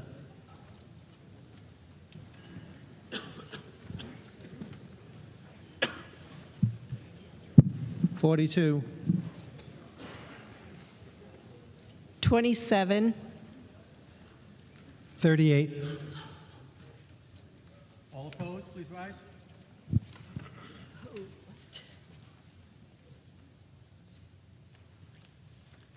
Three. 3. 3. 6. The vote is 134 to 15. The debate is ended. We're ready for a vote? So is this?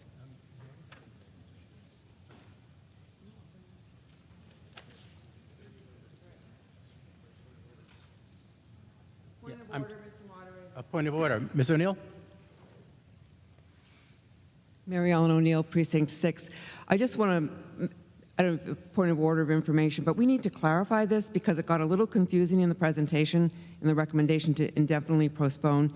This particular motion that we're voting on now, 24, is simply to ask the town manager to make a report in November of 23 and 24. That's it. No solutions, just a report. Correct. It's Article 24 only. Okay, are we ready for the vote? All in favor, please raise your cards. All opposed? The motion carries. Article 5.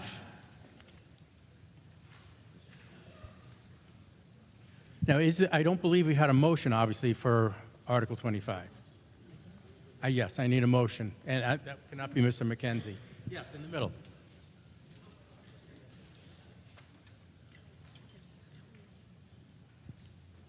Thank you, Mr. Moderator. Jeff Beckwith, Precinct 6. I move to indefinitely postpone this article.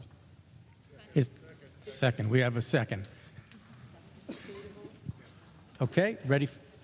Oh, it is debatable. Okay, further discussion. Ms. Benda. Angela Binda, Precinct 5. I'm wondering if, rather than indefinitely postpone it, it might be a better idea to refer this, to make a motion to refer this to the Select Board. So just letting it drop, I would prefer to make a motion to refer it to the Select Board rather than indefinitely postpone, so that they actually are required to take it up. Would that be acceptable to the presenter? Okay, so I don't know if I can do that, but I will be voting not to indefinitely postpone, and then I would like to make a motion afterwards to refer to the Select Board. Thank you. We do have the motion and the second, so we'll ultimately have to vote on that, but is there further debate? Yes, Mr. Arena.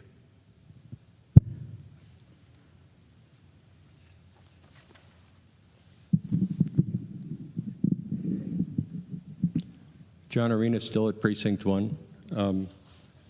Mr. Moderator, some of the audience may not fully understand that the town has a vehicle to address these problems. Again, when I served on the board, there must have been 3 to 5 that came before us.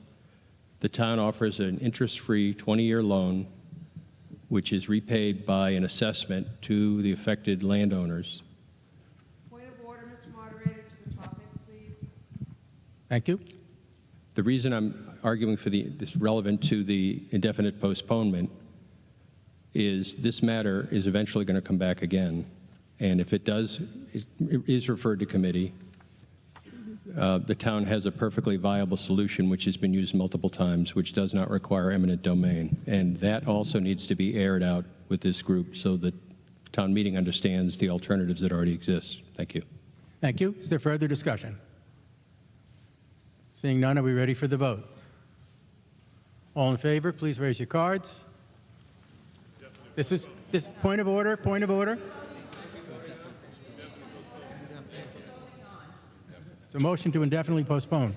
So, yeah, if the moderator could clarify exactly what we're voting on, please, first. It's a motion to indefinitely postpone Article 25. Are we ready for the vote? All in favor, please raise your cards. All opposed? It's postponed. Is there any further? Thank you. I'm sorry, motion carries. I think we go back to Article 3? Yes. Is there a motion to bring Article 23 back to the table? I'm sorry, Article 3. Is there a second? This is instructional motions. Excuse me, point of order. Can you please talk into the microphone? Sorry about that. Thank you. Do we have the movers of, we do have instructional motions, I believe. Do we have the movers? Eileen Laterio?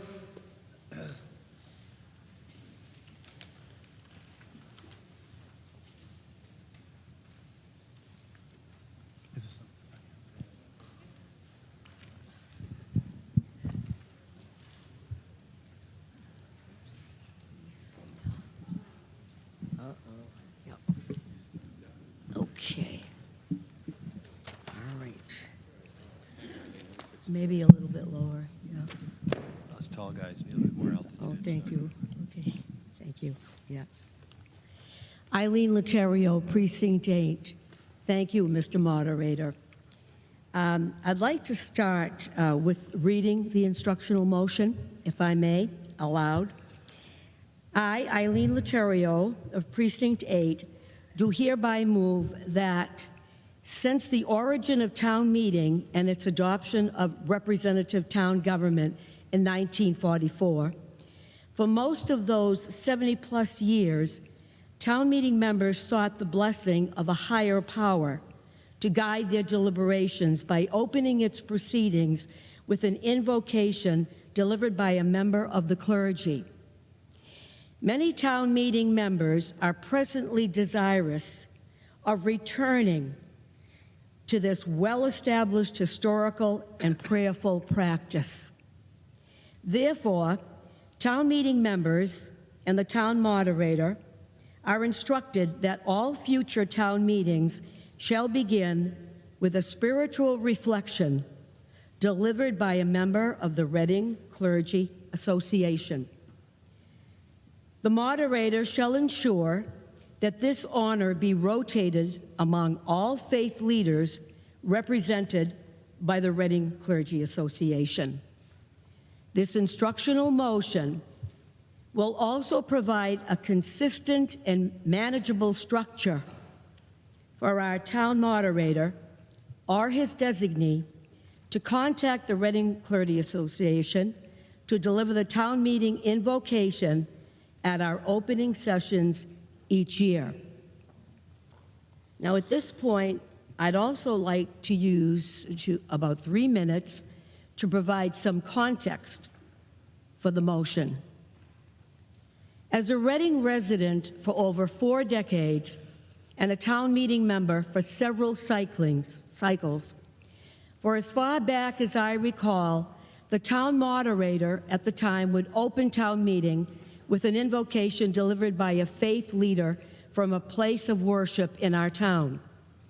An invocation, as we are all aware, is universally recognized and understood as calling upon a higher power, a deity, for guidance and enlightenment, especially at the beginning of public deliberations.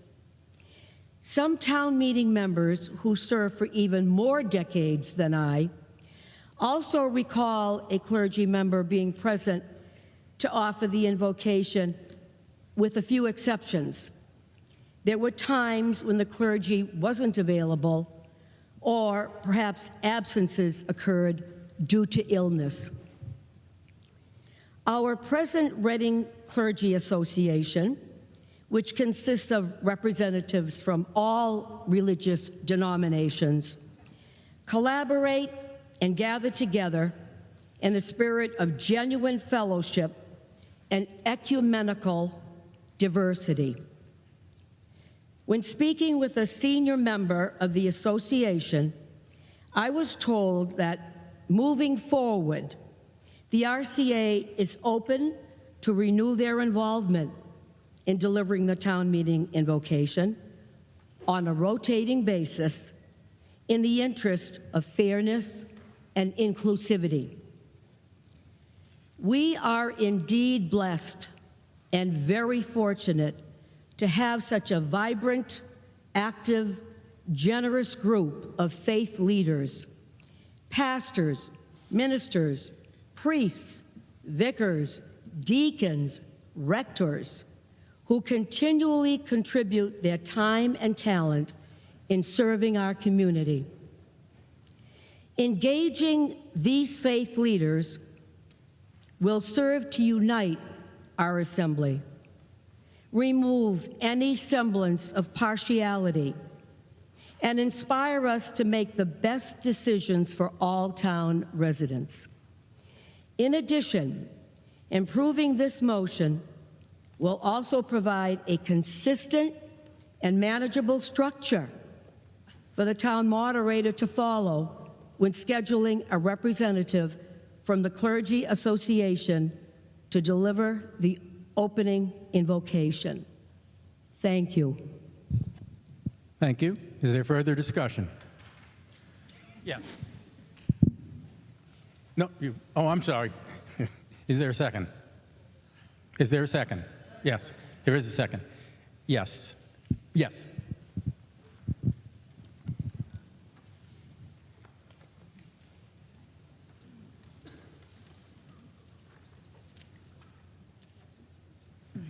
Hi, I'm Arison Engel, and I'm from Precinct 7. I'm sorry, I am just taking a second. And I think I might have raised my hand a little too fast because my reaction is emotional. Are you going to point of order me? Oh, okay. I feel that I would definitely not vote for this because our town is definitely more than the list of religious buildings, temples, worship places, I'm sorry, what, groups, than what is buildings that are physically here. Sorry, I'm gonna face around at people. Like, there are no mosques in Reading, as far as I know. There is not a temple. I don't believe there is a Buddhist temple. But I guarantee you we have plenty of that representation, and if we don't have that in this room, then I sure hope we do get that in the next 10 or 20 years, because we need the representation that's in this town. And I'm with all due respect, most of what you listed off, those are of Christian worship facilities, really? What is it? Christian religions. I'm sorry, again, I'm a little nervous. So I personally would feel already alienated by this. And while I understand wanting to have something in the beginning that says, please everybody, let's be nice to each other and follow your heart and follow your mind and follow your conscience, I definitely would feel at the beginning of any town meeting assembly already like I don't belong. And so I would definitely vote against this. Thank you. Yes, on the aisle.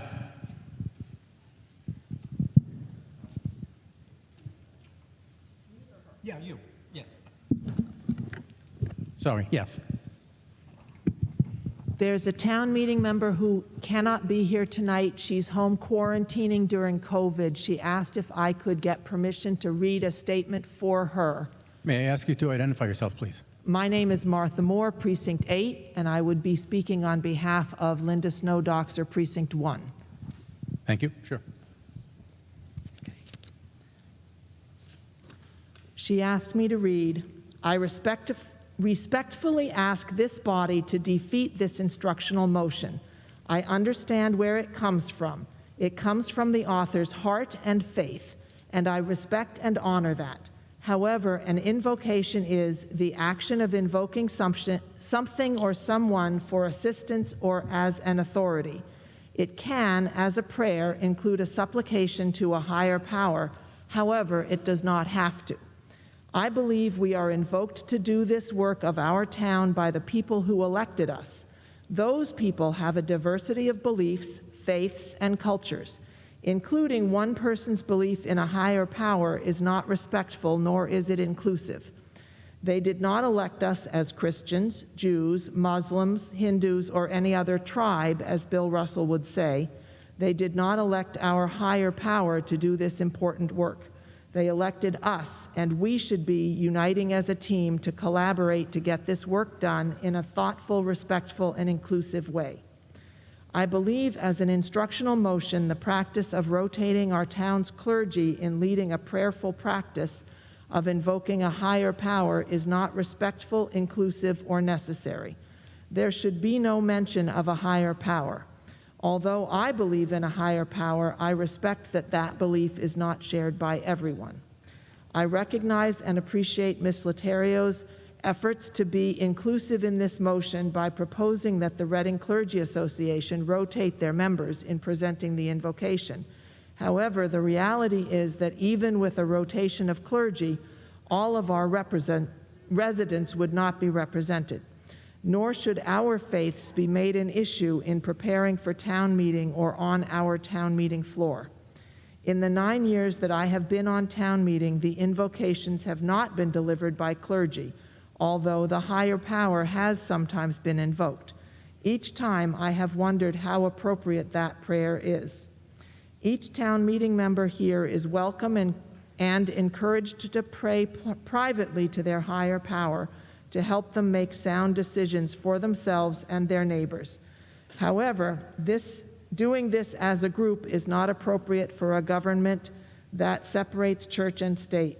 I know that God is invoked frequently by our presidents, legislators, and even on our currency, but that does not make it appropriate, and change is hard. As a group, we should appeal to ourselves and each other during each invocation to end this divisiveness and work together for the benefit of our town. Thank you for letting me read this statement by Linda Snowdoxer, Precinct 1. Thank you. Is there further discussion? Yes, over in the right, all the way in the back? No, behind you.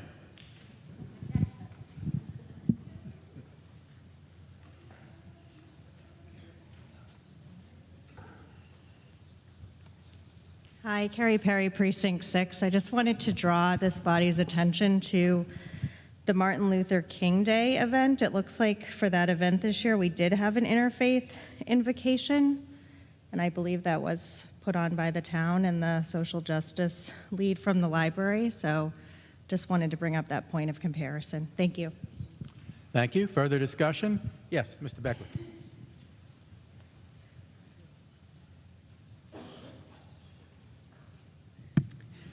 Thank you very much, Mr. Moderator. Jeff Beckwith, Precinct 6. I've written this down just because I want to be very careful with my words. I respect the impulse that is motivating this instructional motion, and I fully respect the personal beliefs and faiths of all town meeting members. I've been an active church member in the town of Reading myself at the Unitarian Universalist Church, and I know how much our faith institutions have helped to build our communities, our community here. The separation of church and state was fundamental in the creation of the government of the United States, primarily because of our Protestant founders were themselves persecuted for their beliefs, and they did not want government to interfere with their worship or to choose one church or religion over another. But it's tricky. It's tricky because at the same time, our country has not observed the separation between God and state. That explains why so many governmental bodies have, starting many, many years ago, a long tradition of opening with a prayer, almost all of them God-centered and almost all of them in harmony with Christian traditions. There's a natural tension that has evolved because over time a growing number of Americans have become less religious, and a larger portion of our population now reflects various faiths that were not prevalent 2 centuries ago. And they were not there to influence our past customs. We have evolved, and we are much broader than colonial America. So these are some of the world's major religious faiths: Christianity, Islam, Hinduism, Buddhism, Taoism, Shinto, Sikhism, and of course Judaism. And these are the churches located in Reading: Christ the King Parish, Old South Methodist Church, First Congregational Church, Good Shepherd Episcopal Church, Korean Church of the Nazarene, First Baptist Church, Unitarian Universalist Church. All except the Unitarian Universalist Church are of course Christian, and the UU Church itself has deep roots in Protestantism. We have no churches or temples or mosques that preach Judaism, Islam, Hinduism, Buddhism, Taoism, Shinto, Sikhism. With 25,000 residents, it is overwhelmingly likely that we have neighbors who practice faiths and observe religions that are not represented by the Reading Clergy Association. And we certainly have residents who are agnostic or atheist, which is more accepted now, but would have been a scandal when Reading Town Meeting first met in representative sessions back during the communist threat, when agnosticism was equated with communism and was seen as a threat to America. So my personal belief is that if we want to be a fully welcoming community, one that sends a message of acceptance to people of all faiths, then I believe we should not adopt this instructional motion, despite the very positive and good impulse that drives it. The Reading Clergy Association does not fully represent who we are as a community. And further, I do not believe that we need our church leaders to stand at the microphone before us in order to demonstrate that Reading Town Meeting members will uphold their responsibilities with integrity, morality, charity, compassion, understanding, and reason.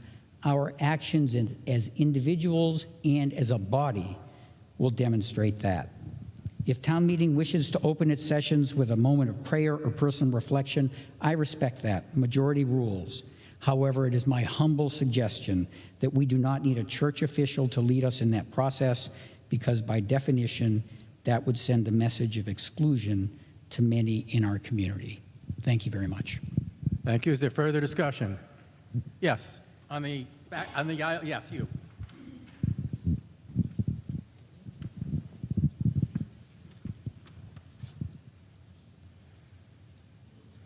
Thank you, Mr. Moderator. Nancy Doctor, Precinct 1.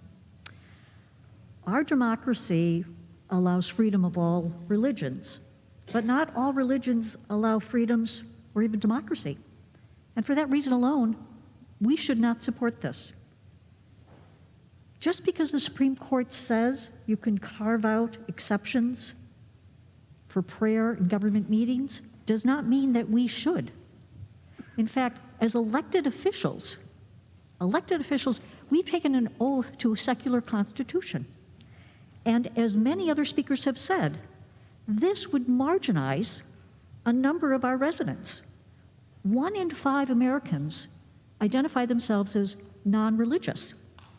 I think the only way that we can keep a separation of church and state that will offend, and this will offend no one, is not to pass this, because someone's feelings will be hurt, even if it's non-denominational, I guess. But people have listed a number of religions. I will be offended because I'm an atheist. I do not want to bow my head in this body when I've taken an oath to uphold separation of church and state. So I'm going to encourage all of our elected town meeting members not to support this. Thank you. Further discussion? Ms. Lestrade?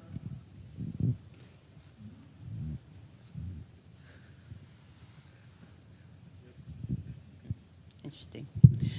Cheryl Lestrade, Precinct 5. Standing up here, sitting here listening to this bothers me for many reasons, because we have chosen to separate church and state, except when it seems to benefit us. I'm not religious. I'm for all religions. I celebrate life, the life that was given to me. However it came, by whomever it came, I celebrate that. And I will vote against this, no matter how well-intended it was, because there are a lot of people that are not represented, because it's very exclusive, even in the most inclusive way. And as you look around this room, if I was missing from this meeting tonight, you would notice, because I am the only actual face of color visually that you see. You will not notice that amongst the members of the community of town meeting when somebody is offended by an invocation that is being given by any clergy, no matter who it is, and no matter how well-intended it is. So I request that my town meeting members vote no against this.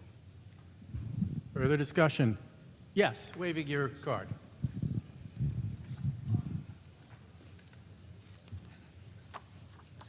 Alicia Williams, Precinct 8. I have to give kudos to Nancy Doctor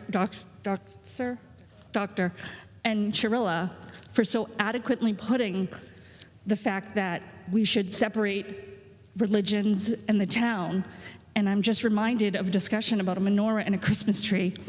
And this is the most hypocritical conversation we're having right now. So I just wanted to point that out. Thank you. Further discussion? Yes, on the aisle.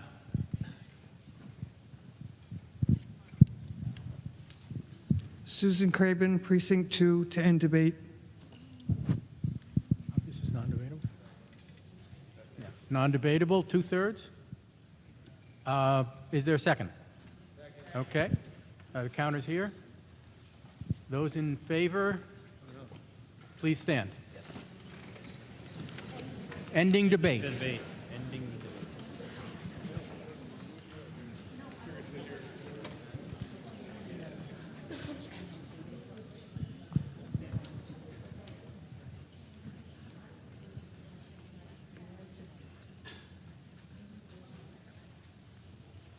$23.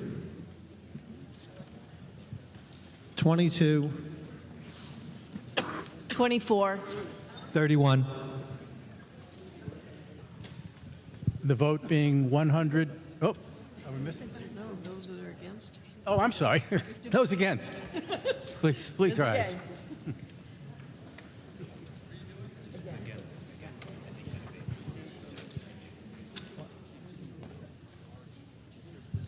Six. 6. 13.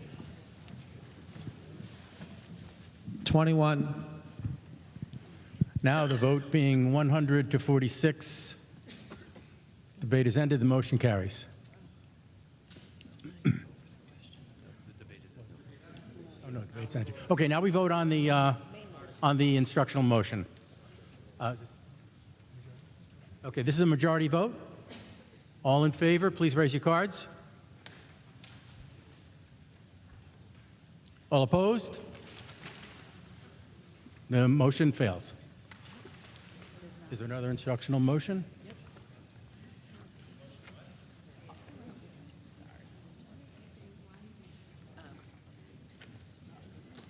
Mr. Sasso?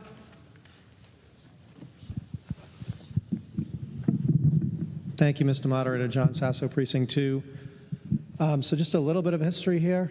So this instructional motion is to request that the Select Board and the CPDC work together and develop an updated Reading Master Plan. I believe the last plan was issued in 2005. Actually, prior to that, I think it was 1991, for anybody that may be aware. And I thought the most important thing about the plan is that it actually tried to capture the priorities of the community and used it as a roadmap for defining actions and activities that occurred. And I know at the time I was involved in CPDC back in 2005, and we used the plan after that to guide a lot of the planning work that was done, and as well as some of the things that happened elsewhere.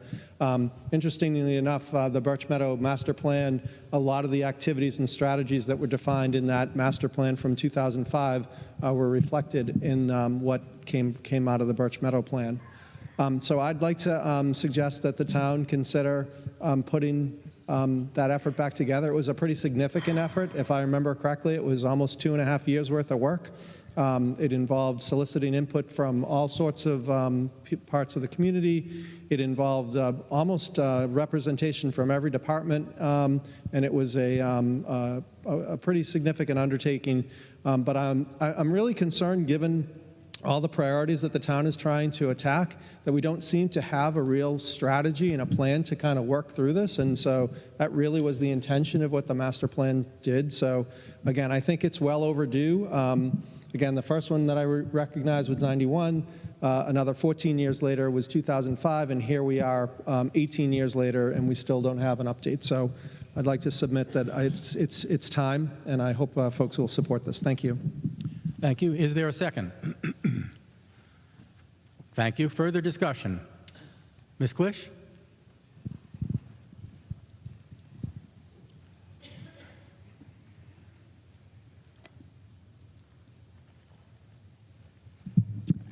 Heather Klisch, Precinct 7, and Chair of the Community Planning and Development Commission. Thank you for bringing this up. Thank you, Mr. Moderator. I would like to offer an amendment to this, and I will first explain why and then read the amendment that I'm offering. So the instructional motion is for the Select Board to appoint an ad hoc committee to develop the updated master plan. But Mass General Law, Chapter 41, Section 81D designates the Planning Board as the body that would develop a master plan. In Reading, the Planning Board is the CPDC, the Community Planning and Development Commission. So creating an ad hoc committee would create confusion about the authority potentially, although it might be fully appropriate for there to be an advisory committee as there was the last time around in 2005. There is also no associated appropriation. And with a little bit of research, I learned that for this significant undertaking, and it is a significant undertaking, the current master plan is about 200 pages long. For reference, Mr. Sasso referred to the fact that it took a couple of years.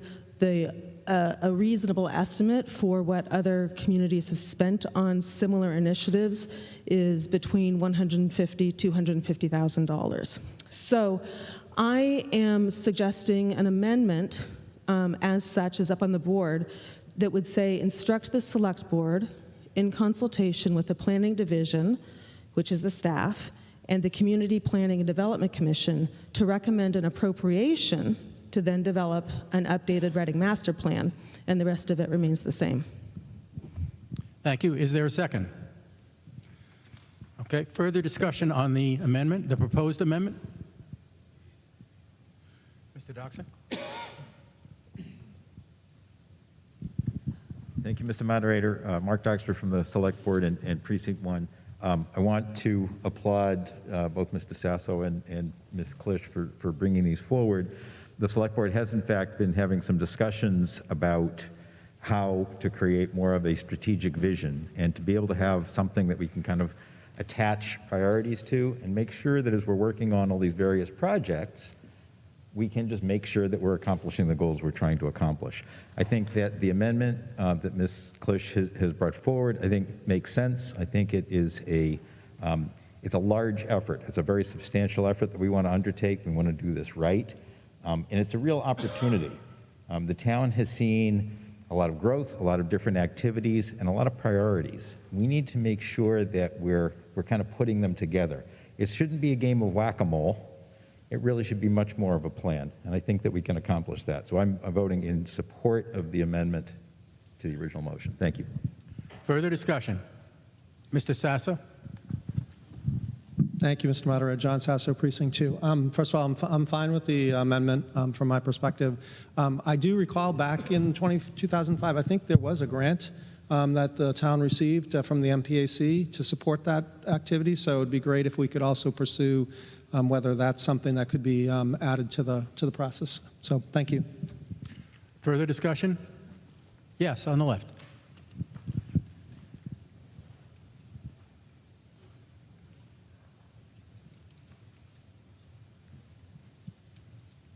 Thank you. Joy Bolio, Precinct 7.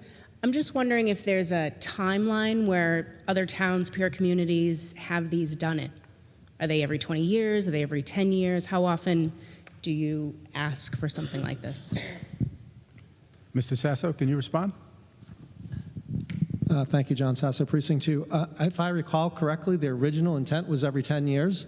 I mean, there's no legal requirement for it, but I would say after that, things get pretty stale. Thank you. Thank you. Is there further discussion? Yes, on the right. Thank you, Mr. Moderator. Tony DiRezzo, Precinct 2. Actually, point of order, I was wondering if Mr. Sasso is accepting this as a friendly amendment and will cut down on one vote. Thank you. Mr. Sasso? I'm sorry, can you say it? Oh, yes. John Sasso, Precinct 2. Yes, I'd certainly accept that as a friendly amendment. Thank you.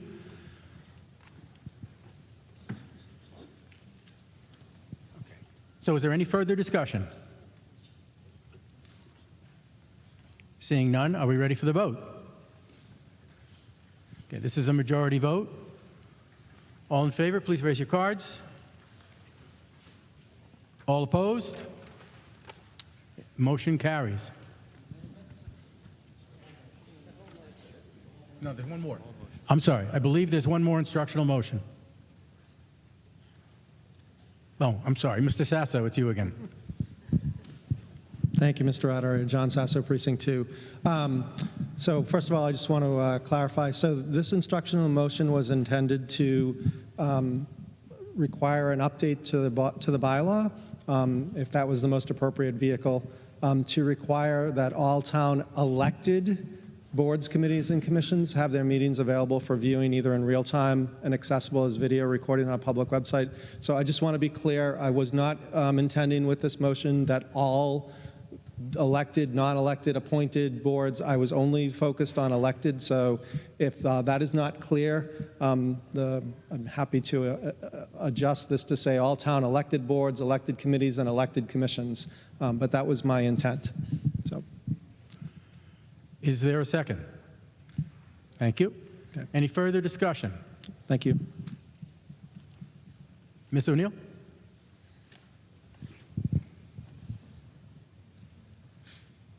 Mary Ellen O'Neill, Precinct 6.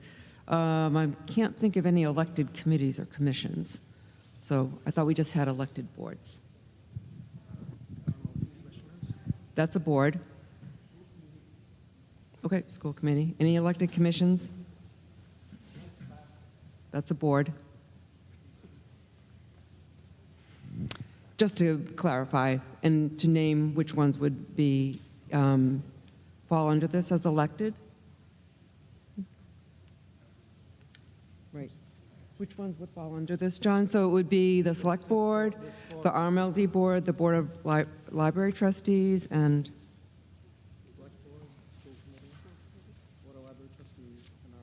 Those four. Okay, thank you. Any further discussion? Yes, in the middle.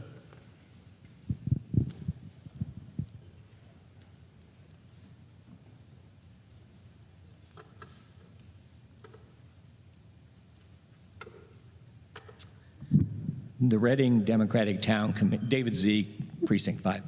The Reading Democratic Town Committee is an elected committee. To the extent that we have a Republican town committee, it's an elected committee. I'm not sure that they run in the recent elections, but I think it would not be appropriate to televise those meetings.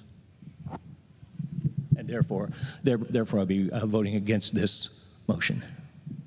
Thank you. Further discussion? Yes.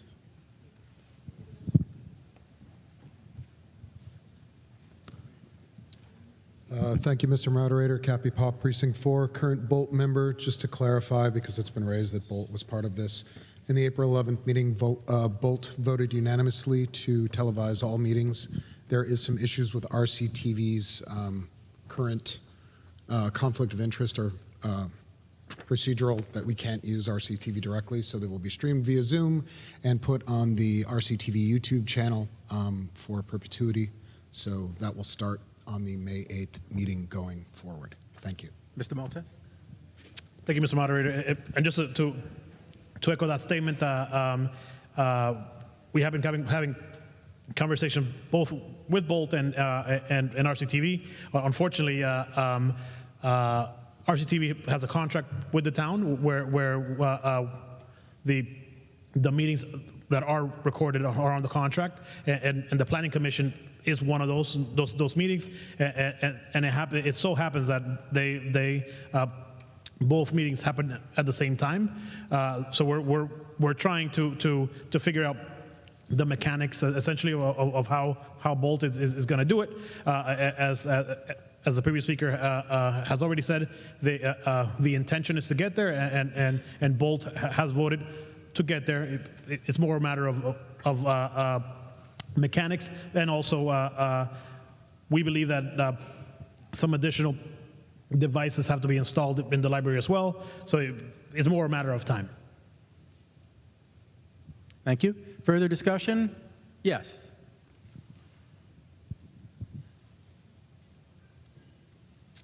Thank you, Mr. Moderator. Tom Wise, Precinct 4. As a point of information for the body, Senate Bill 224 and House Bill 3040 are currently in the Senate and the House, which we're going to mandate this for all public bodies going forward. It's being discussed, and it might not be happening right now. It might come back in 2025, but it is on the floor at the state level for all public bodies, inclusive of the potential to apply for grants for outfitting rooms and buildings to support this functionality. I'm sure Fidel has an update as he's eager to respond. Actually, to yeah, I'll defer to Mr. Beckwith, but I just wanted to make the snarky comment that it would be an unfunded mandate. But anyways. Mr. Beckwith.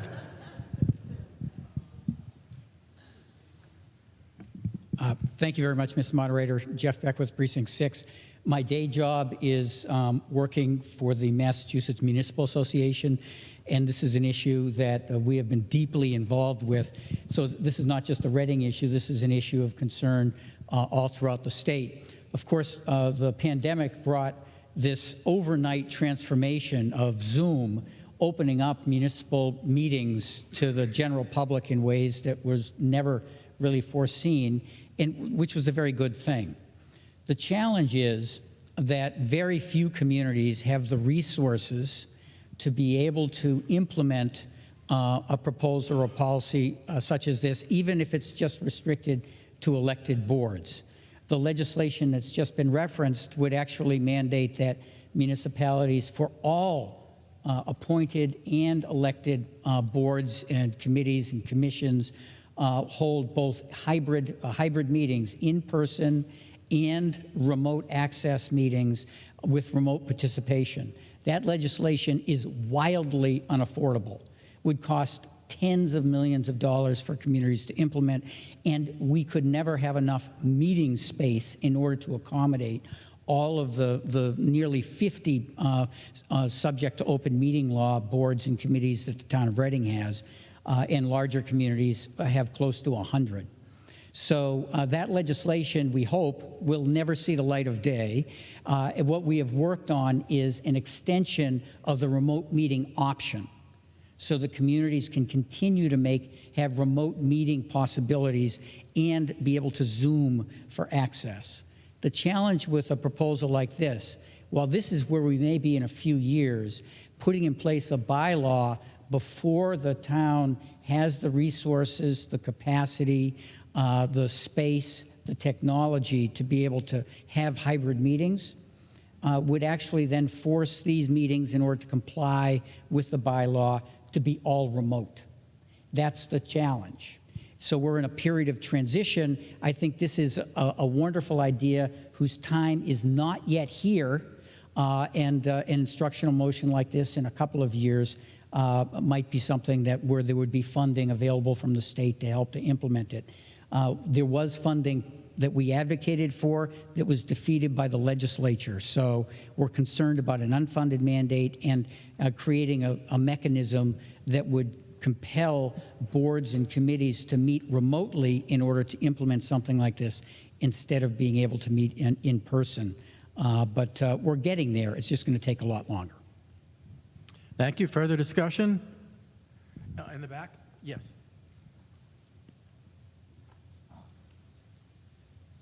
Sean Brandt, Precinct 8 and School Committee Chair. I want to add, I appreciate Mr. Beckwith's comments, which I think tell the macro story well. I want to add that in the Reading context specifically, some of our elected boards and committees sometimes meet for very good reason outside of the 4 or 5 facilities in town that have that could have the capacity to do this.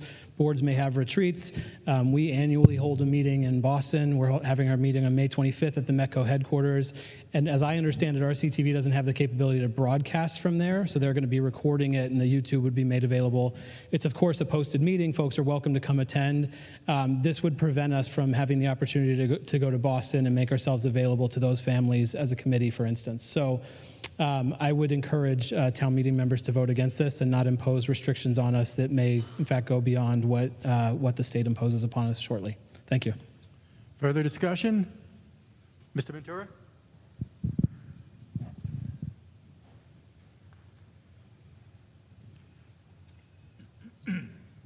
Mark Ventura, Precinct 2. I'm for this. As far as the budgets and everything else, you could have high school kids do this in the AV club or whatever. I think reading this, I believe the intent is to just have these meetings televised and made public, not to participate via Zoom or whatever, like the previous gentleman was talking about. This is just to have it televised. It's as simple as pulling out a cell phone, putting it on a stand, and recording it. This can be implemented easily.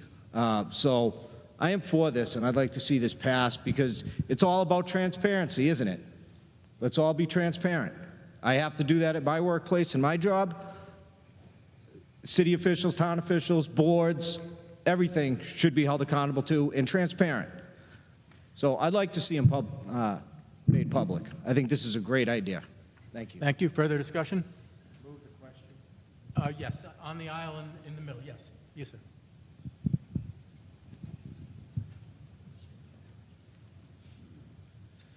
Gena Pilavsky, Precinct 7. Just wanted to clarify which town-elected boards, committees, and commissions are currently not being recorded, because I think we just heard that there's been some updates. Which ones are not being currently recorded and put online for transparency reason? I think it'd be hard for me to answer that question because we have so many. But I know the ones that are routinely recorded by RCTV and streamlined are many as well. Like I can list them if you want. Select Board, FinCom, School Committee, the ad hoc committees like Simon's Way that are created. We do have a lot of committees that are televised on RCTV. Okay. And my understanding is that we've added Board of Library Trustees to this list as well in the last week.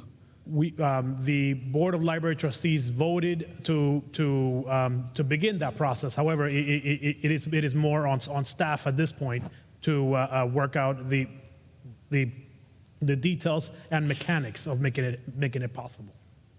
Okay. Sounds like the issue is being addressed. Thank you. Further discussion? Yes.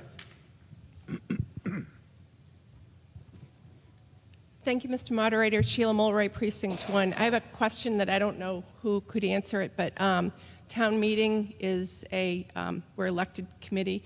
Would the town, would each of the precinct meetings then have to be televised as well?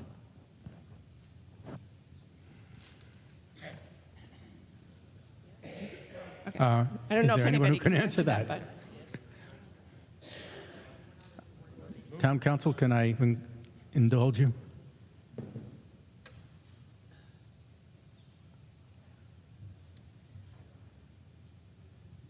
So obviously we have no case law or guidance to look to, but I would view town elected boards, committees, and commissions to not include precinct committees. Generally, the open meeting law does not apply to town meeting and town meeting bodies, so I think that that would be a reasonable extension. But obviously, I can't point to anything concrete, but that's how I would interpret this. Thank you very much. Further discussion? Yes, all the way over on the right? Yes. Did you have your card up? Yep, thank you.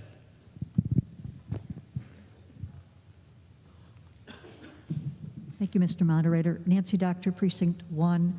While I appreciate the intent, I'm going to vote against this for a number of the issues that have raised.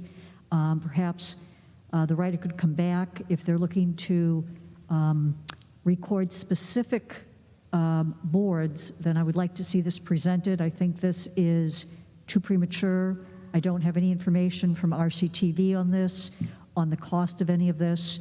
I'd like to see this come back, but I'm going to vote against this tonight. Thank you. Thank you. Further, yes, Ms. Binda. Angela Binda, Precinct 5, move the question. Okay, this is not debatable. Are the counters present? This is a 2/3 vote. All those in favor of the motion, please rise. To end debate.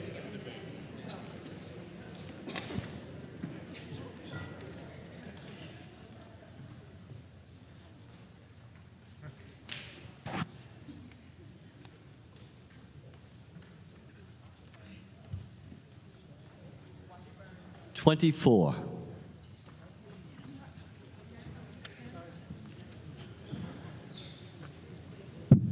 35.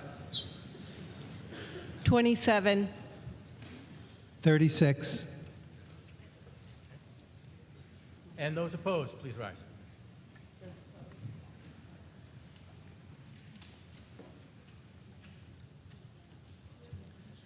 3, 6, 1, 6, The vote being 122 to 16, the motion doesn't carry. Oh, I'm sorry, the motion does carry. The motion does carry. Debate is ended. Are we ready for the vote? All in favor, please raise your cards. All opposed?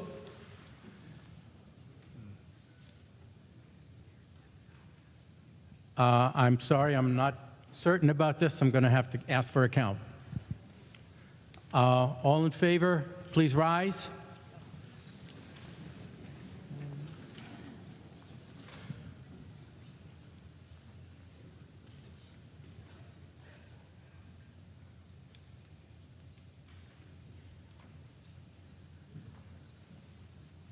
$16, 29, 3, 6, And those opposed, please rise.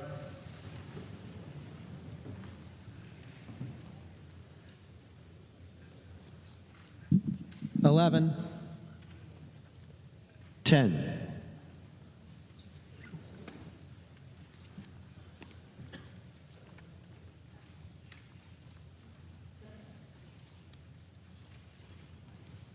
27,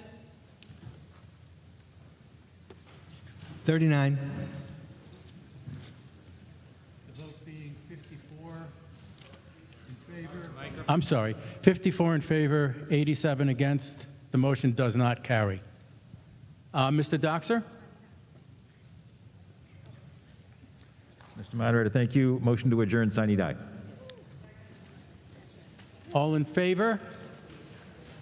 All opposed? Motion carries. We stand adjourned. Thank you very much for your patience and thank you for your support. Please leave your cards on the table.